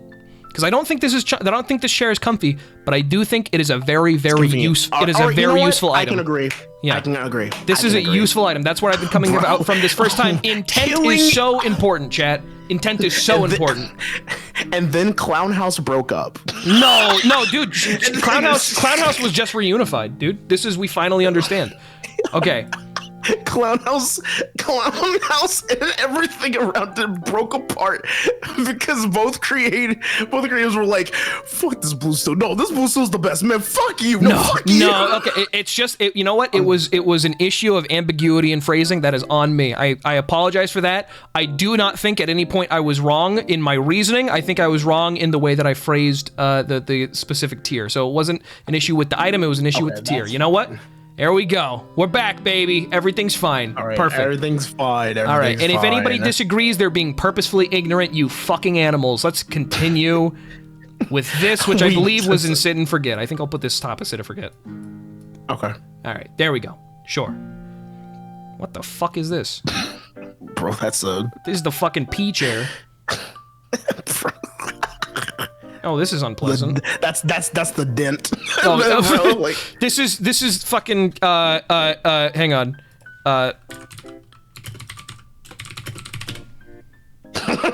Yes, it's that. Bro, that's this guy. That's Cell's forehead after Goku punched it. Yeah. This is the fucking Play-Doh that you just punched. Yeah, no, this is a poorly designed seat. I don't think this is comfortable. I think that the overall design is fucking, like, it's gonna get sticky. It can get easy. Like, this is a liquid retaining chair. I think that the color is audacious. I think it can only be used in very specific places. Yeah, no, this chair sucks. Is an unpleasantly designed. In fact, I think I'd put it at top of I'd rather stand. Yeah. All right. Oh, fuck you. Oh, okay. Let's see here. What? This is one of those like ergonomic chairs, where it's supposed to be like better. Ergonomic chairs can be better for your back, not that one. Yeah, that shit looks so uncomfortable. I think the purpose of this chair is to like help you with posture. This is the shit that you sit on so you can get ready to ride a unicycle.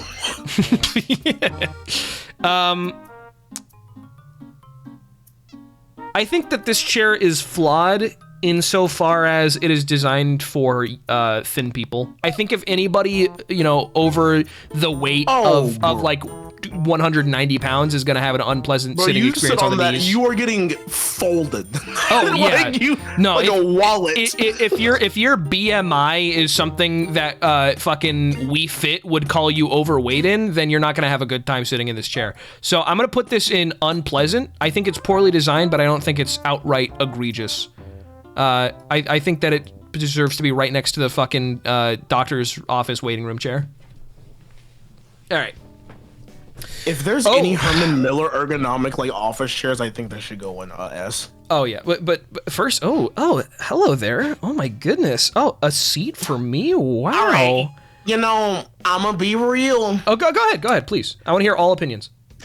That shit is an A or an S. I'm just gonna say it. I think laying back on that shit is fucking comfy, bro. I'm gonna say I'm not gonna put it in this fucking rocks because it's missing one critical thing, which is arm support. But they also can be made with arm support, though. That's true. They can be made with arm support, but the one presented here is not. That's true. Cause so like Bro, I'll lay back in that shit, get my iPad, start drawing. Oh yeah, this is gonna be a comfortable experience no matter how you cut it.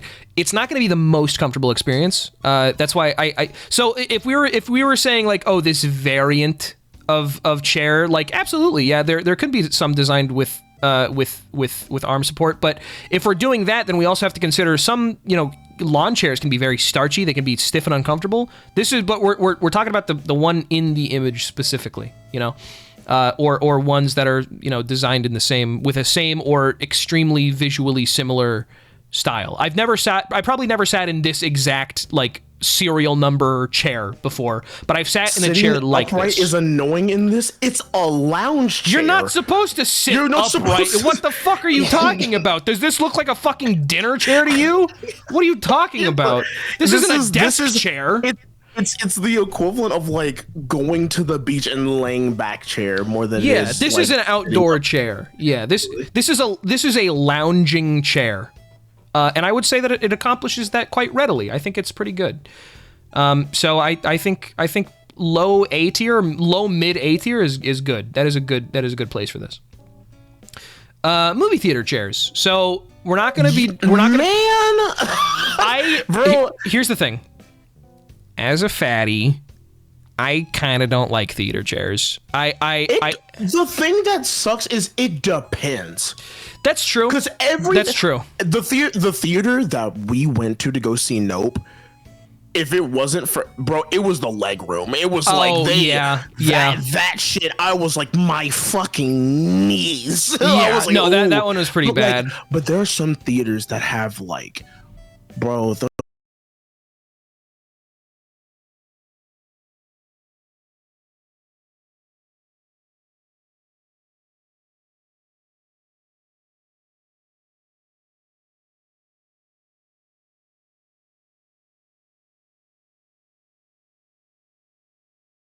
Again, yes. Oh, and we're back. Oh, wow, look at that. Awesome, fucking awesome, fun, awesome. I love that it keeps doing that, but I'm not going to keep complaining about it because that would be even less cool than if it just kept happening. So, moving swiftly along, these are pretty modern chairs. Like, no time before 2004 you're going to see exact theater seats like this. Before that, there were a lot more gaudy of pattern, so using those context clues, I can't assume that these are modernly designed chairs. Considering that, I feel like they're going to be more comfortable than those, like, vintage theater chairs, Oh, hell yeah. The vintage ones are, like, trash. Like, yeah, the ones that have, like, canvas, like, lining seats, those are uncomfortable. These look like plush. These look comfortable, like the material is going to be comfortable. It's got back support. It's got neck support. This, I would not mind sitting in this for, to watch a 3-hour movie. I might want to, like, stretch my legs at some point, but I think largely these are in sit and forget. Like, you're not going to think about sitting in this chair, Yeah. Yeah. These ones, I don't think these are some of the recliner chairs. There's nothing to indicate on any of this, architecture that it would be something that you could recline in. This is stupid. This is dumb. This is technically you're just buying like the holster here, but then you put a yoga ball in the holster. This is controversial because I feel like some people are gonna be, these are comfy. Orb thrown. I understand that you agree with that, and I don't deny that you probably had a good experience with this chair, but I like those. Wow. Okay. Honestly, a lot of people are saying, okay, check it out. All the people who are saying, oh, this sucks, I hate this, oh, I would rather sit on a cactus. How many of you have actually sat on one of these before? How many have you sat on the chair though? Yes.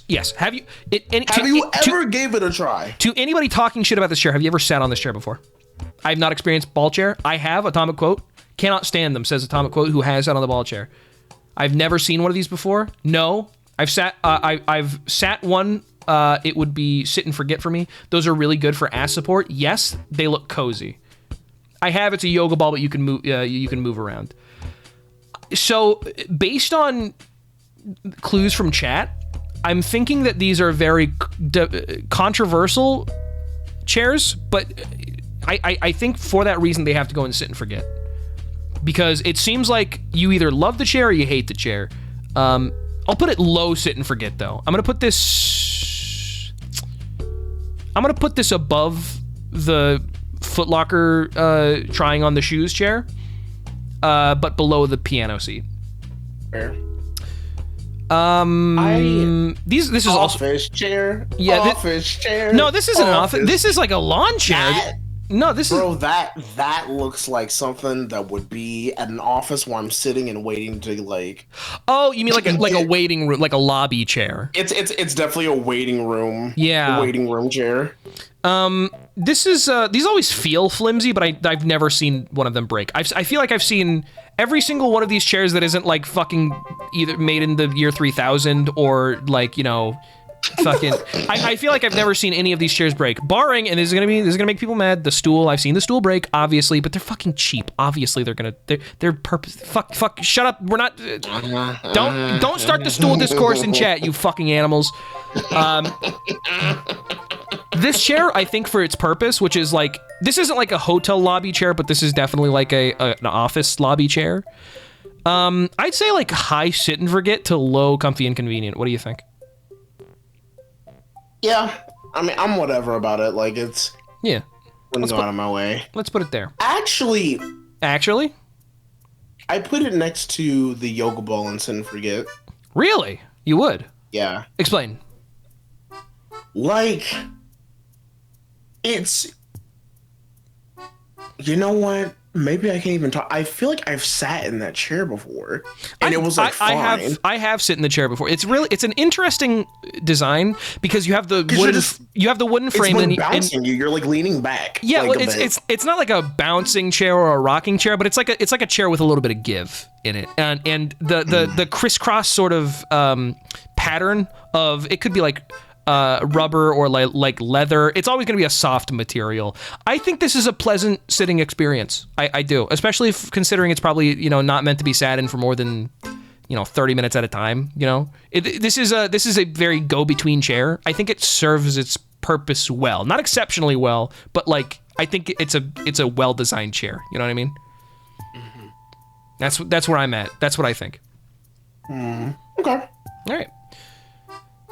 That looks very 80s. It's like an 80s chair. It looks 80s. I'm gonna put this. I think this is in high. Oh, this is unpleasant, and I want you to consider that it's because. Imagine resting your arms on these right now. They're gonna fucking tip one way. You cannot rest you can't balance your fucking arms on these. Like the back support is fine, this is like a stupidly designed stool, but I think this is pretty high. Oh, this is unpleasant. Not super high, but like So okay. This one, here's the thing, and people might be like, well, weren't you talking about how arm support is important? That's true. This is designed with the fact that it's not supposed to have arm support in mind, and through that, it excels. This is designed to have arm support, but it's poorly designed, therefore giving it negative points. It makes it worse as a result. I am a sincere believer that if this didn't have these ridges here, which are like they're faux armrests, I would put it higher, but because it does have them, I think this is at least a dubiously unpleasant sitting experience. Yeah. All right. I don't think it'd be too great. From the couch. The lips sofa. The lips sofa, bro. What fucking dickwad would buy this chair, I wonder?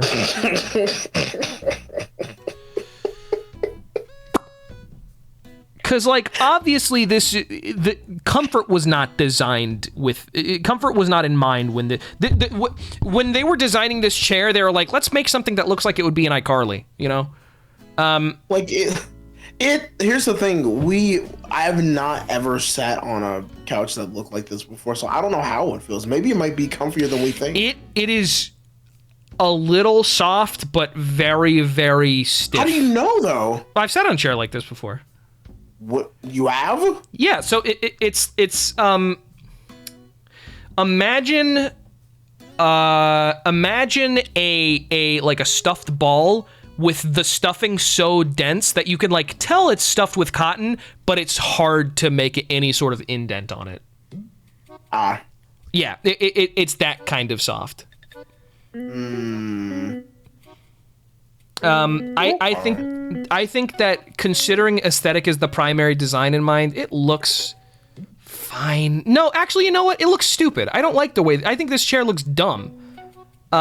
So considering that, it's not comfortable. It was designed to look good, but it doesn't.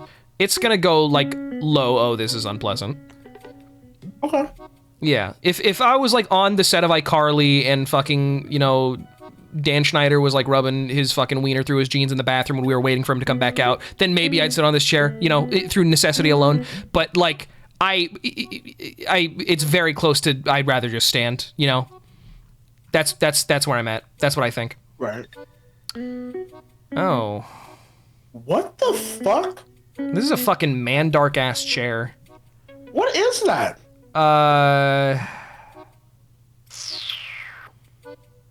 Man. Okay. Let me first identify the things that I recognize. I recognize this sort of support on the bottom here.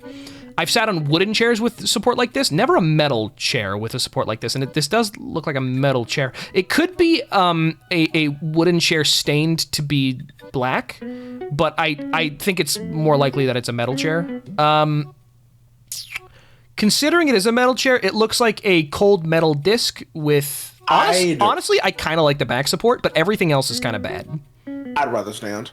Really? You'd rather stand? Yeah. That is surprising. That is surprising.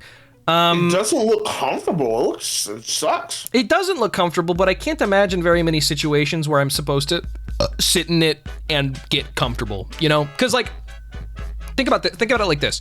Think about getting comfortable in a chair, right?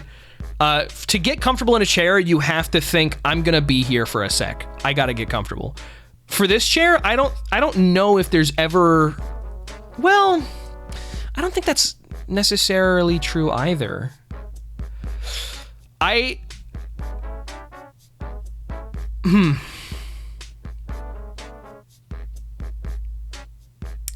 think this is mid, oh, this is unpleasant.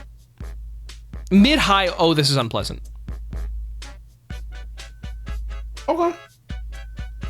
I think that this one is divisive. I think that it's so close to being sit and forget, but the fact that these like thin pole ass legs are pretty bad. For the legs of a chair to be something that I can forget about, it has to be overshadowed by the rest of the chair. But there is so little of this chair to consider that I feel like these are almost like a downgrade from if it, you know, was just like a full bottom where it was like like this one where there's not really legs. It's just like kind of goes all the way down. Instead, this one has legs. Yeah, it's like a back porch chair. I don't know if there's anything positive to say about this chair, but I don't think it's like egregiously, disgustingly designed. So I'm gonna put this one very, very mid. Oh, this is unpleasant.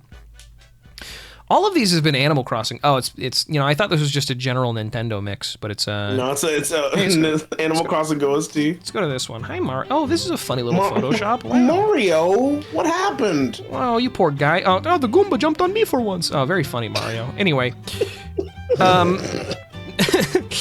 I hate that it got me. Fuck off! That's so quick. You're wit. Thank you. Oh yeah, the Koopa saw me for once. Dorkly ass joke. Fuck you. Fuck you. I think Dorkly thinks they're too cool to tell that joke, whereas I am exactly humble enough to tell that joke. Anyway, I think this is a fine chair. I think that this chair has the appearance of something that might look uncomfortable, because rounded backs I usually am not very trustworthy of. Like with this one. About the one, yeah. Yeah, but this one the curvature is so slight that I don't think it's necessarily noticeable. I think you could notice it after a while. I think I don't know. I think it conforms pretty nicely to the curvature of the back, like the horizontal curvature, not the vertical curvature. I think that after sitting in this chair for... how long would it take for me to sit in this chair to become uncomfortable? I think it would probably take 25 to 35 minutes before sitting in this chair before I started to notice, like, I don't think this chair is well designed. I think this is I do like the material, the sort of like plush suede sort of material that it's made out of. I think this is like a high sit and forget chair. I think it's above. I think it's actually top of sit and forget. That's what I think. What do you think? Do you have any objections or counterpoints or anything?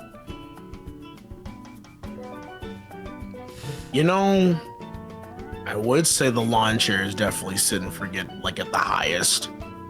And I only say it because I've sat in a chair like that, like with cushion, and I just sit in the sun and I like chill. I get what you mean, but like for what it's worth, I feel like you're imagining this chair on its best day and this chair on its worst day. You know what I mean? I'm not imagining that chair on its best or worst day because I haven't sat in it before. So I mean, if you think that it would be higher up, then sure. I don't know if I would like sit in that for like a sit and forget period of time. I think I would be like, I want to get up now. I think that there is a very slight a sliver of situations in which I would sit in this chair and think, oh, this is very comfortable. In that same vein, I think there's also a slight chance of me thinking, oh, this chair's kind of uncomfortable. But I think in those sort of tiny slivers of the pie chart of times that I was sitting in this chair, the I enjoy this is greater than the I don't enjoy this sliver, and the rest of the pie is entirely consumed by I'm not even thinking about the fact that I'm sitting in this chair. On the other hand, this chair can be very comfortable. There's a larger amount of times where I would enjoy sitting on this than I would enjoy sitting on this. But there is also a significantly larger amount of times that I would sit on this that I would think it's unpleasant, like when it's wet or when it's cold. You know what I mean? Whereas this chair is usually going to be... I can't imagine this chair being outside. No chair of this material would be outside. It could still get messed up. It could get wet or cold. What if there's a flood? I know, but like that's a freak. What if it rains? You know what? Yeah, I think if I had a spinal injury and also I wasn't born with legs, this chair would be pretty uncomfortable. Yeah, you're totally right. I hadn't considered that. What if there's an earthquake and it falls into the middle of the earth? What if the chair was on fire, Chase? You idiot. You fucking dumbass bitch. You didn't think about that, did you? I feel good at the chair being here. What if you spilled the chair on a drink? Or what if you spilled your drink on the chair? What if you spilled the chair on a drink? There's not a single chair on earth where I would spill a drink on it and be like, oh, I'll just keep sitting on it then. Like, that's not a... Why would I even consider that? Because on that metal chair that's over there, you'd spill it and then could dry it up and go back to sitting on it. While that one, you have a stain on it and you have to fucking sit in the you're not going to want to sit in the wet soak How that's many- in that fucking chair. How now. many times will you be sitting on a chair like this and have a drink? This is not a restaurant. It's not a restaurant chair. It's not a lounge chair. This is like a. If I'm sitting here and I'm lounging, sipping a bottle of water or some shit, Well, I mean, fuck. or a bottle of some drink, and it's just in my in between my in my lap. Okay. And I'm just sipping. Consider this. Consider Okay. that. Let's say, conservatively, 4 times out of 10. Or I guess two out of 5 times that you're sitting in this chair, you will have a drink. I'll give you that. Now consider the amount of times that you have a drink in this chair that you're also going to be, like, you're going to spill it. Let's say, like, 3 times out of 20 that'll happen. So imagine how small of a chance that there is that you will be sitting on this chair with a drink, and then how small of a chance that you will have a drink and then spill it. You know? That is what I'm saying is that the likelihood of that happening, while yes, it is possible, it is very unlikely that those events will happen. So unlikely that it is not worth considering.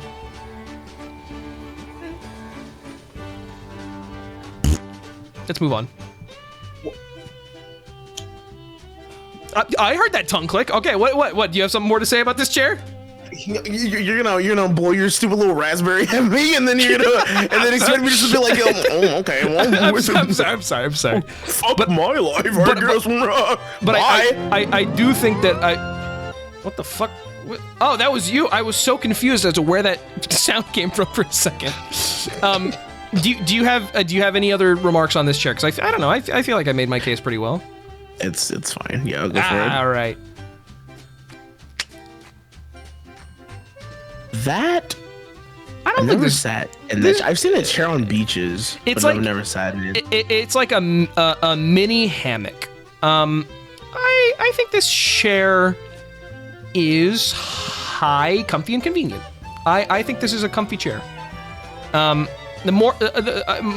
sat in chairs like this a lot of times. These are very hippie chairs, but like bougie hippie chairs.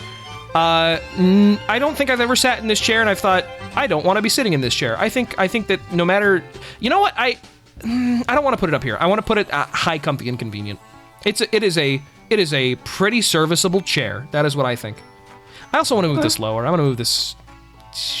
I'm gonna put this at the bottom of comfy and convenient. I think it was too high.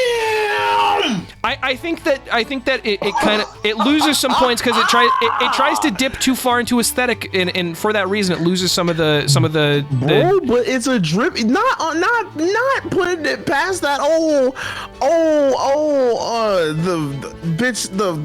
That fucking chair that looks like you could ride it down a hill. Like fucking uncle got a $200 lottery ticket, and so he decided to get a new fucking chair for his den. Ass like, chair. No, yeah, like come on, bro, come on. I think this chair is going to be more comfortable, than this chair by and large. Bro, be serious. I'm being serious. Have you never even sat on this kind of chair? How would you know? You haven't sat on the other one either. How would you know? Yes, I have. I've sat on both of these chairs, or chairs that were very similar to these chairs, and I've assessed them. I think if you got the choice now, your mind would be changed. I disagree. I think that by and large, the situations and the context that you'd be sitting on this chair are similar to this, but I think this one is going to be more convenient. If I had to choose between these two chairs, I'd rather sit on this one. Okay. All right, that's all I'm saying. Mid A tier. I'm gonna because the low A tier. Low. I love sitting on this because it's. I heard you very upset about that. Please explain your case. I would love to hear your opinion.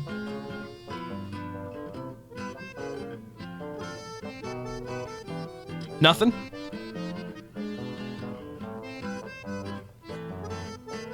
Alfred?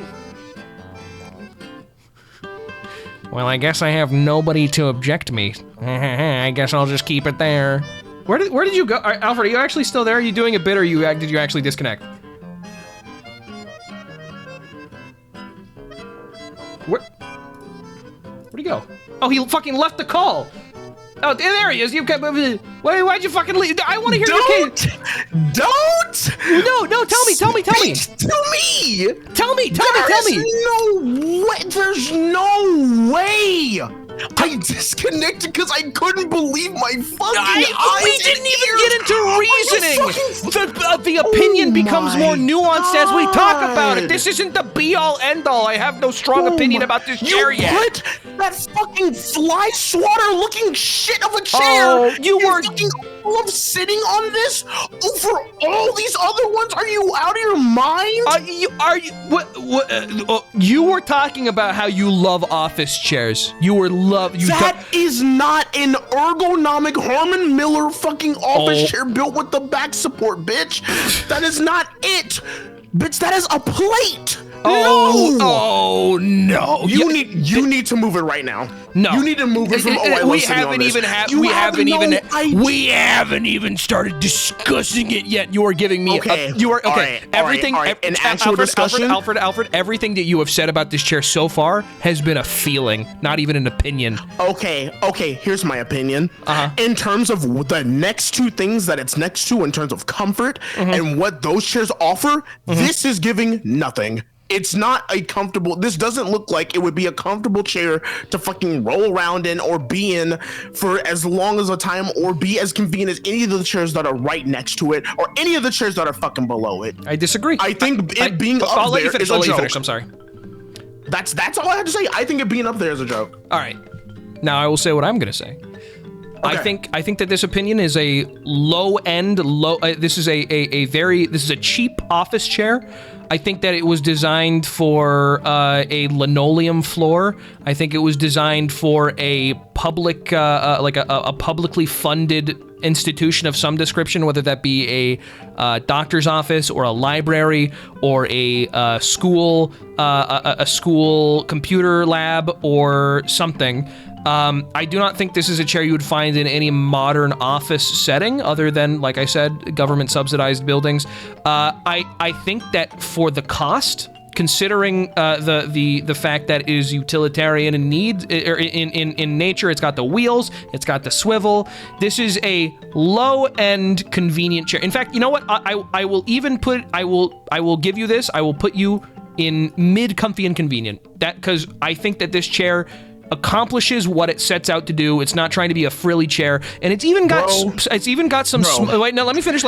It's even got some small ergonomic designs, like the fact that the back plate here is in fact molded to a back. This isn't just like a flat black back plate. It flares out at the bottom, and it's got some curvature in the spine. That is why I think it's at least mid comfy and convenient. Go ahead, dude. This is a $45 IKEA swivel adjustable chair. Do you know how expensive swivel chairs can be, dude? $45 is a good deal for a swivel chair. Bro, my chair that I have right now that gives me actual good back support, arm rest, and it's just as adjustable that yes, I know about expensive chairs. There is no way that this chair is no better. Shit. Like oh my God. We're not talking about what this chair isn't. We're talking about what the chair is. Well, here's what this chair is. Go ahead. This chair is not that comfortable. Oh, it is. That chair is not that fucking comfortable. No way. It could do its job. I'll give you that. It's an office chair. Yes. Comfort? Hell motherfucking no. That's why it's not an I love sitting on this, because in order to be an I love sitting in this, it has to be comfy and convenient. Convenience is of course predicated on the context that you would purchase this chair to use in.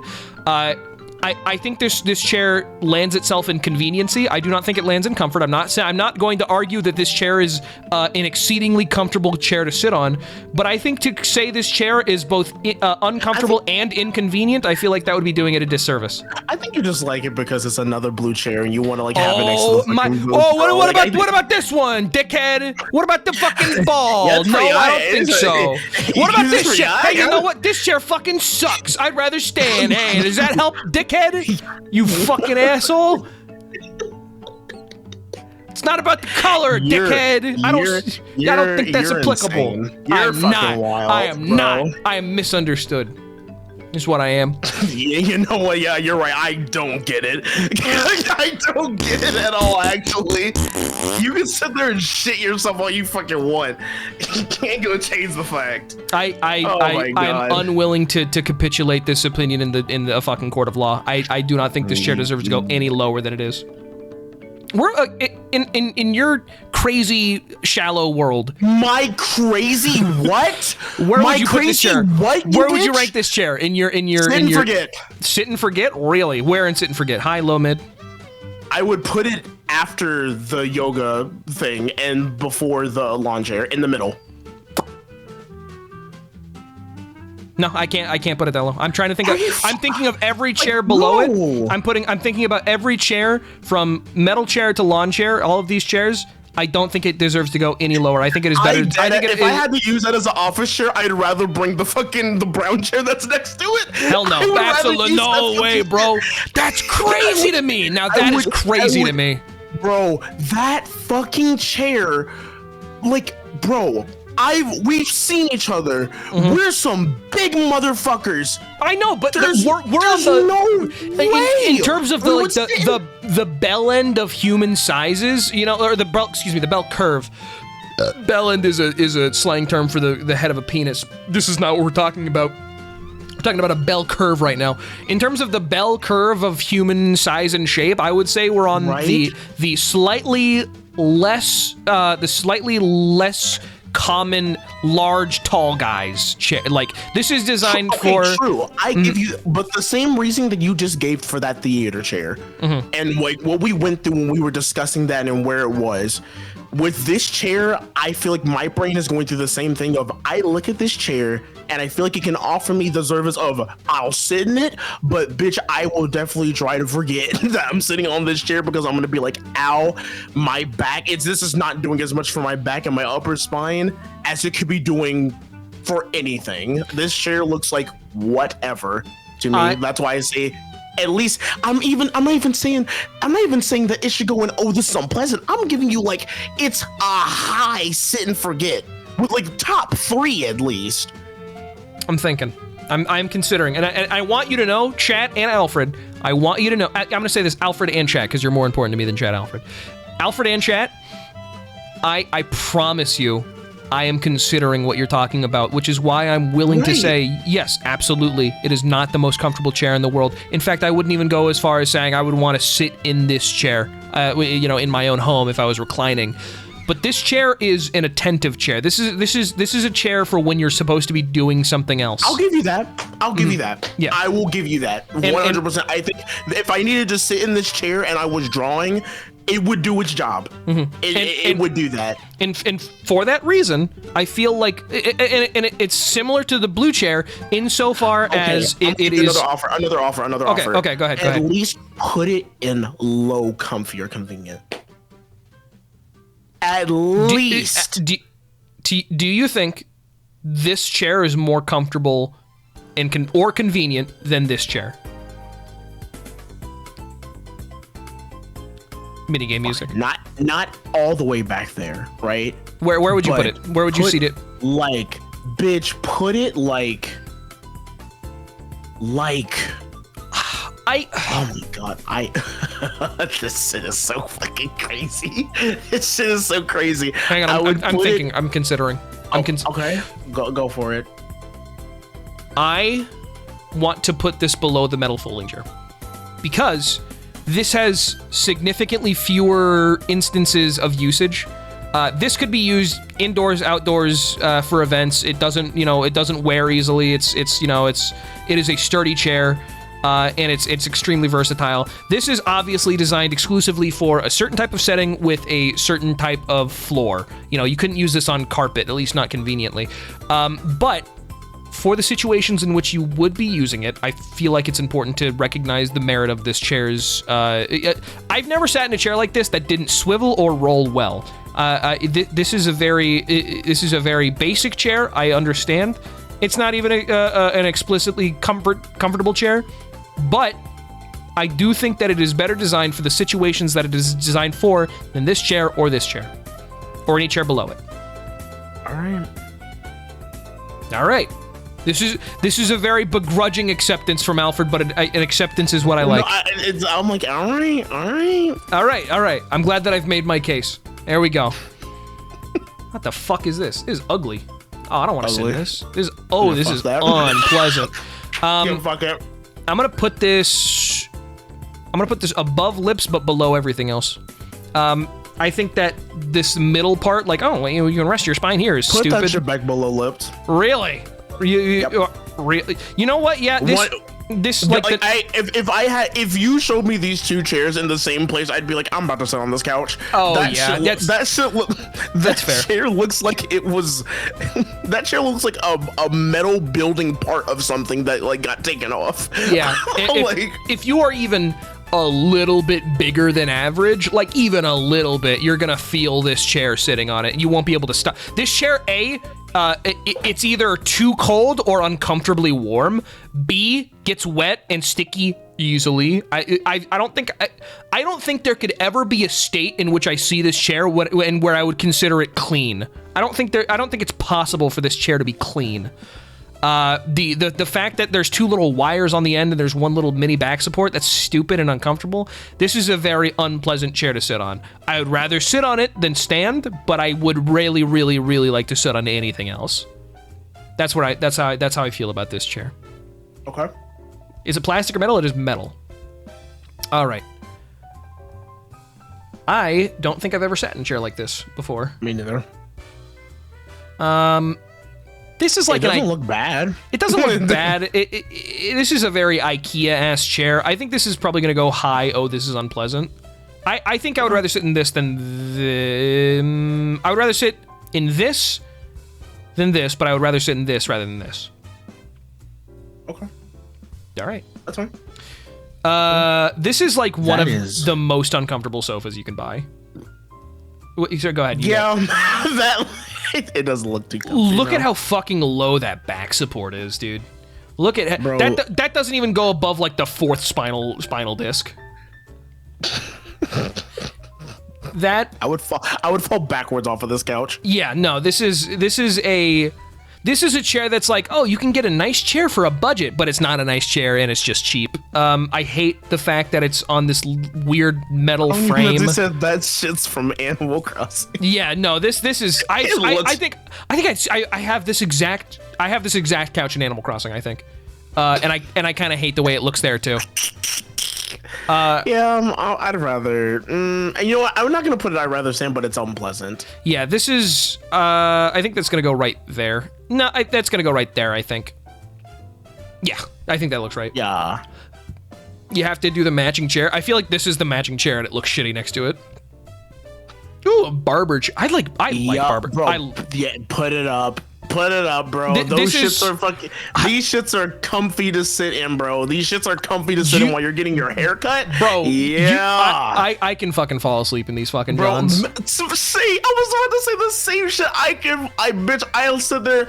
Oh yeah, I'd be fucking snoring in this thing. They're like, if you don't wake up, so I can get your fade, because if you bro, if you keep falling asleep, your head's gonna fucking tilt, and I'm gonna fuck up your hair, bro. You want a lightning bolt in your fucking bangs, dude? Then you can fall asleep if you want to. But if you want to look cut, then you gotta fucking. Bro, you're about to have the Wi-Fi bars as a fucking haircut in a second. You don't get to sit together. I think that the reason that barbers talk to you so much is so you don't fall asleep in these fucking chairs. It's the only reason. Asking you questions about conspiracies, so that way it like your brain's like, what the fuck are you talking about? So you don't go to sleep. Yeah, no, these chairs are fucking awesome. Like, I would consider purchasing a barber chair for my own home if they weren't so fucking expensive. But barber chairs are awesome. I love barber chairs. They're really, really good. That's the first. Oh, this fucking rocks. Yeah, it can go in this fucking rocks. Yeah. Next up, we got fucking Gam's rocking chair, dude. Bitch, Muriel. Bitch. I like rocking chairs. I like these. Whoa. Hear me out. These motherfuckers are built for fucking grandma's fat, wide, droopy ass. You two people can sit in this fucking chair. The arms are deceivingly accommodating. The back is a little bit uncomfortable, but I do think that it's sort of made up for by the fact that this is such a... I feel like with some cushions, I'm yeah, looking not like, even like a blanket. A blanket draped over the back of this. Bro, I need a pillow on my back for that chair right there. Like, because after a while, you lay back in it, and then like I'm like, damn, like each stick of like wood is like going into my spine, and it hurts. I get that, but like with a chair that's even, or excuse me, with a blanket that's even like moderately thick. And I know we're not supposed to be judging these based on the situations they can be in, and rather as themselves. But I do think that this is a nice chair. Chase, every other chair you said was too small. What are you talking? Shut up. I don't want to hear from you. Shut up. I think this chair is low. I love sitting on this. Where would you put it though? Would you put it like mid comfy and convenient? That's the vibe I'm getting. Yeah, or like high, at least high comfy and convenient. Then yeah, I think, but like I think where it is, like I said, with pillows, I could sit in a rocking chair. Yeah, I think low. I love sitting on this just due to the fact that it's here's the thing. This is never gonna be more than like 4 feet away from a pillow or a blanket of some description. So I feel like that's almost like intrinsic to again, context is very important when we're ranking these chairs. So I feel very good about this placement. Oh my god, bro. Oh my god. Diner chair. I'm looking at this image that Polar just sent me from a TikTok that we saw that was talking about the median apartment asking rents, and looking at these numbers, I want to like... Let me see. Send it to me. I want to jump 3 million stories in the air. I was looking at houses today. I've been on a fucking, oh wait, I love Japan. I completely forgot that I want to live there, and I still want to live there for like the majority of my life. So I've been like looking at like apartments. I've been looking at places to rent. You can get like 2-bedroom apartments in fucking Aomori Prefecture for like $400. Bro, I don't know if this is real or not, but like, look. Go ahead, let me see. Bro, I'm gonna go fucking insane. Median renting price is... Oh, yeah. Median apartment asking rents. Oh, yeah. No, this looks accurate. She looks like she's crying. I would be $4,000 a month! Bitch! What the fuck is in Pennsylvania? It's Pittsburgh. Baseball, I don't know, the president. Okay, give me the one from Miami, Florida then, for me to pay $3,157 a month. For what it's worth, these are all like major, like important cities with the fucking, nobody fucking gives a shit about Cincinnati, Ohio. Fucking don't kid yourself. But I mean, that's why it's so cheap. Like if this is like cities that like shows take place in, you know? Like, if you're talking about fucking, like, Redland, Oregon, you know, then the apartment rent is gonna be, like, way lower there. This is just for, like, major metropolitan areas, you know?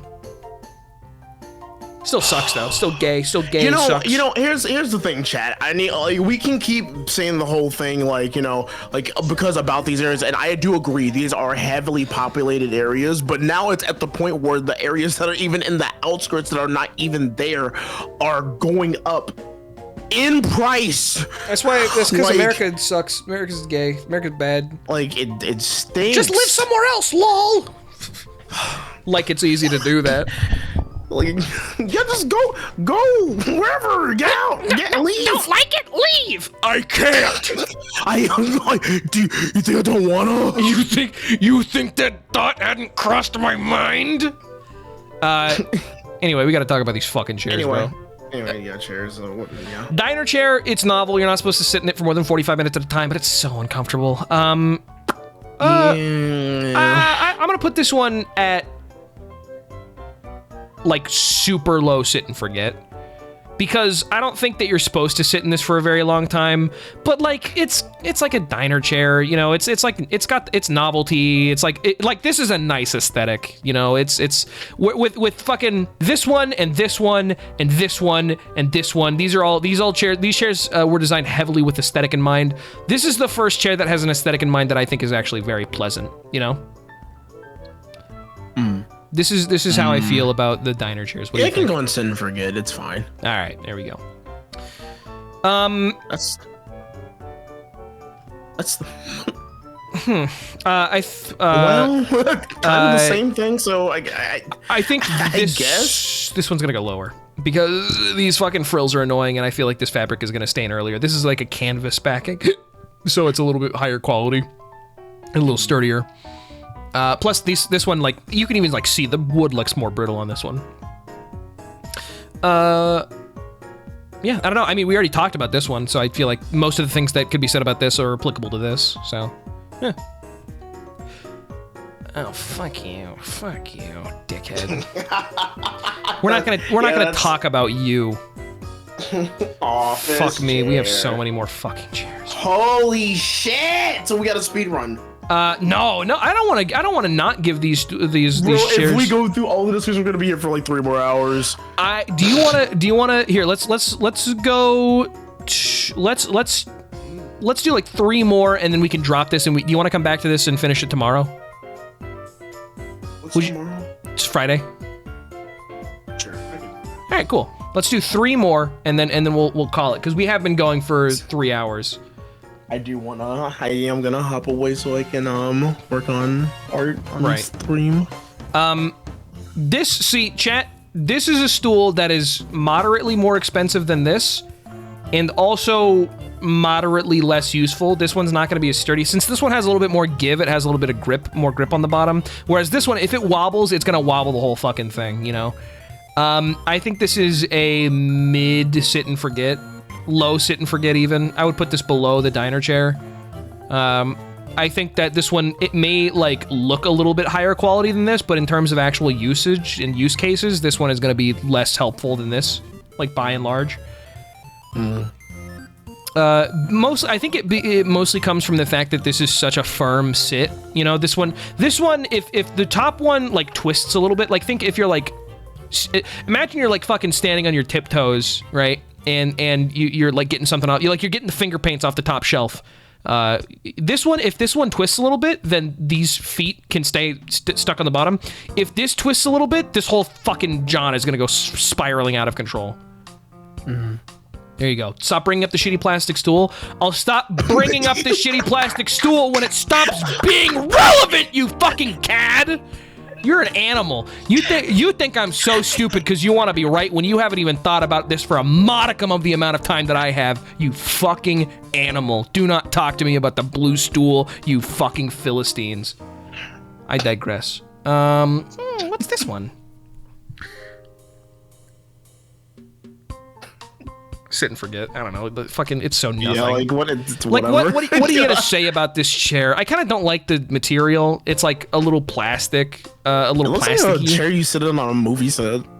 Like, yeah, a little bit. Like, I wonder if they have like the director chairs. No, they don't. That's surprising. Wow, bro. Already, real quick, the gaming chair needs to go in. This seat offends me. Gaming chair. No, we'll get there when we get there tomorrow. Oh God. This is a fine chair. I wouldn't want to sit in it for a very long time, but I'll sit in it. I think it's. I actually, you know, I want to put this one a little lower. I want to put this one above there, and this one is going to be above ball. Thoughts? Okay. All right. Cool.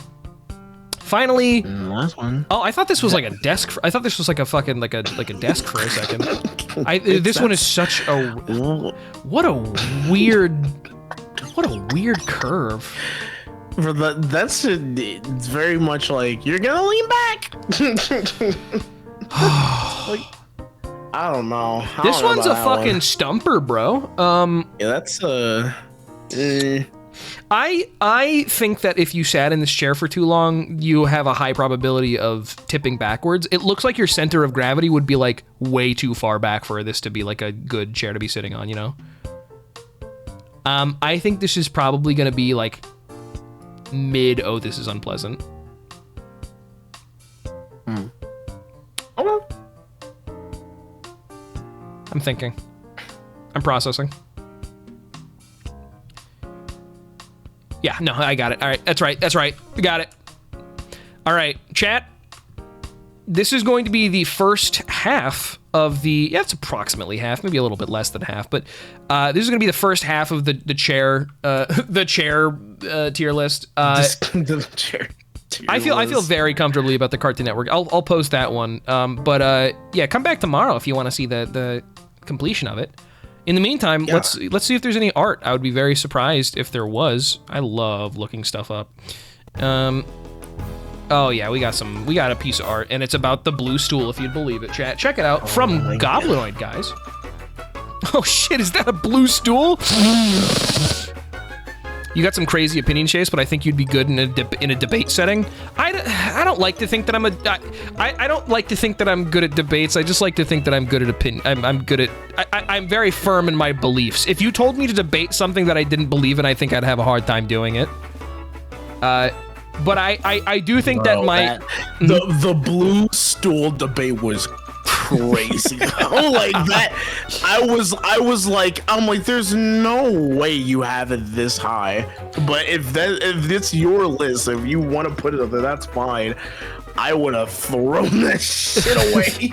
I have to impress this upon you and the importance of context. You're not gonna be sitting at this while watching. You're not gonna be sitting on this while fucking watching a movie.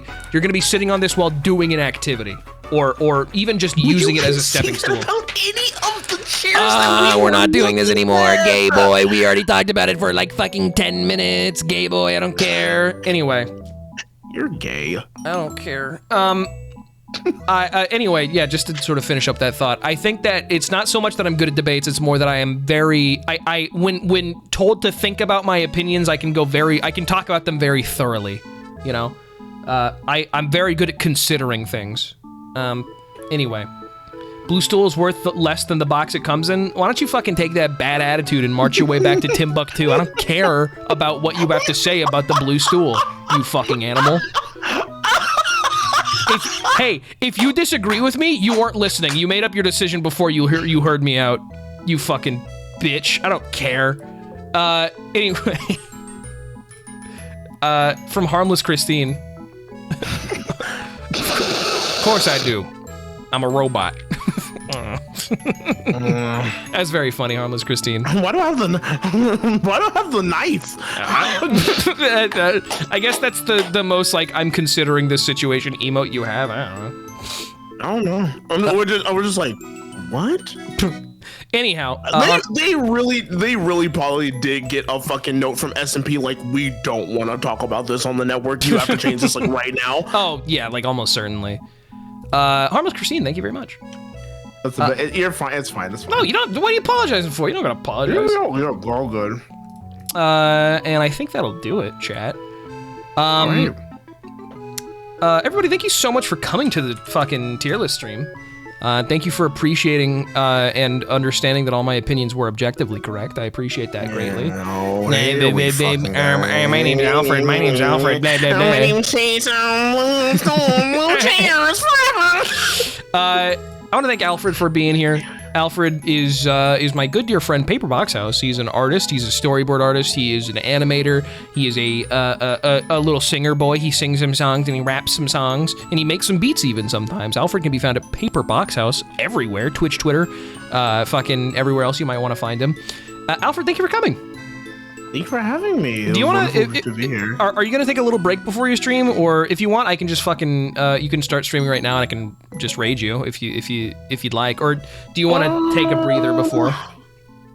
I probably, as I like said that, I was like, no, I should probably like just study. If anything, and that's all right. Well, later. Just know that there is a chance that Alfred will be streaming later. Again, that's Paperboxhouse.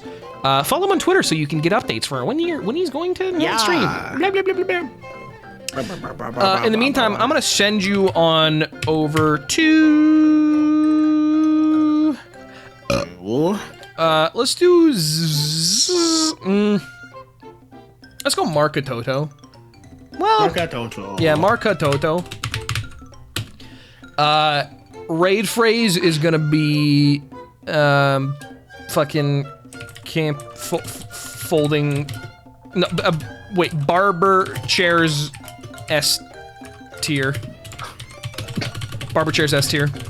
There it is. That's the raid phrase. Everybody, have a good night.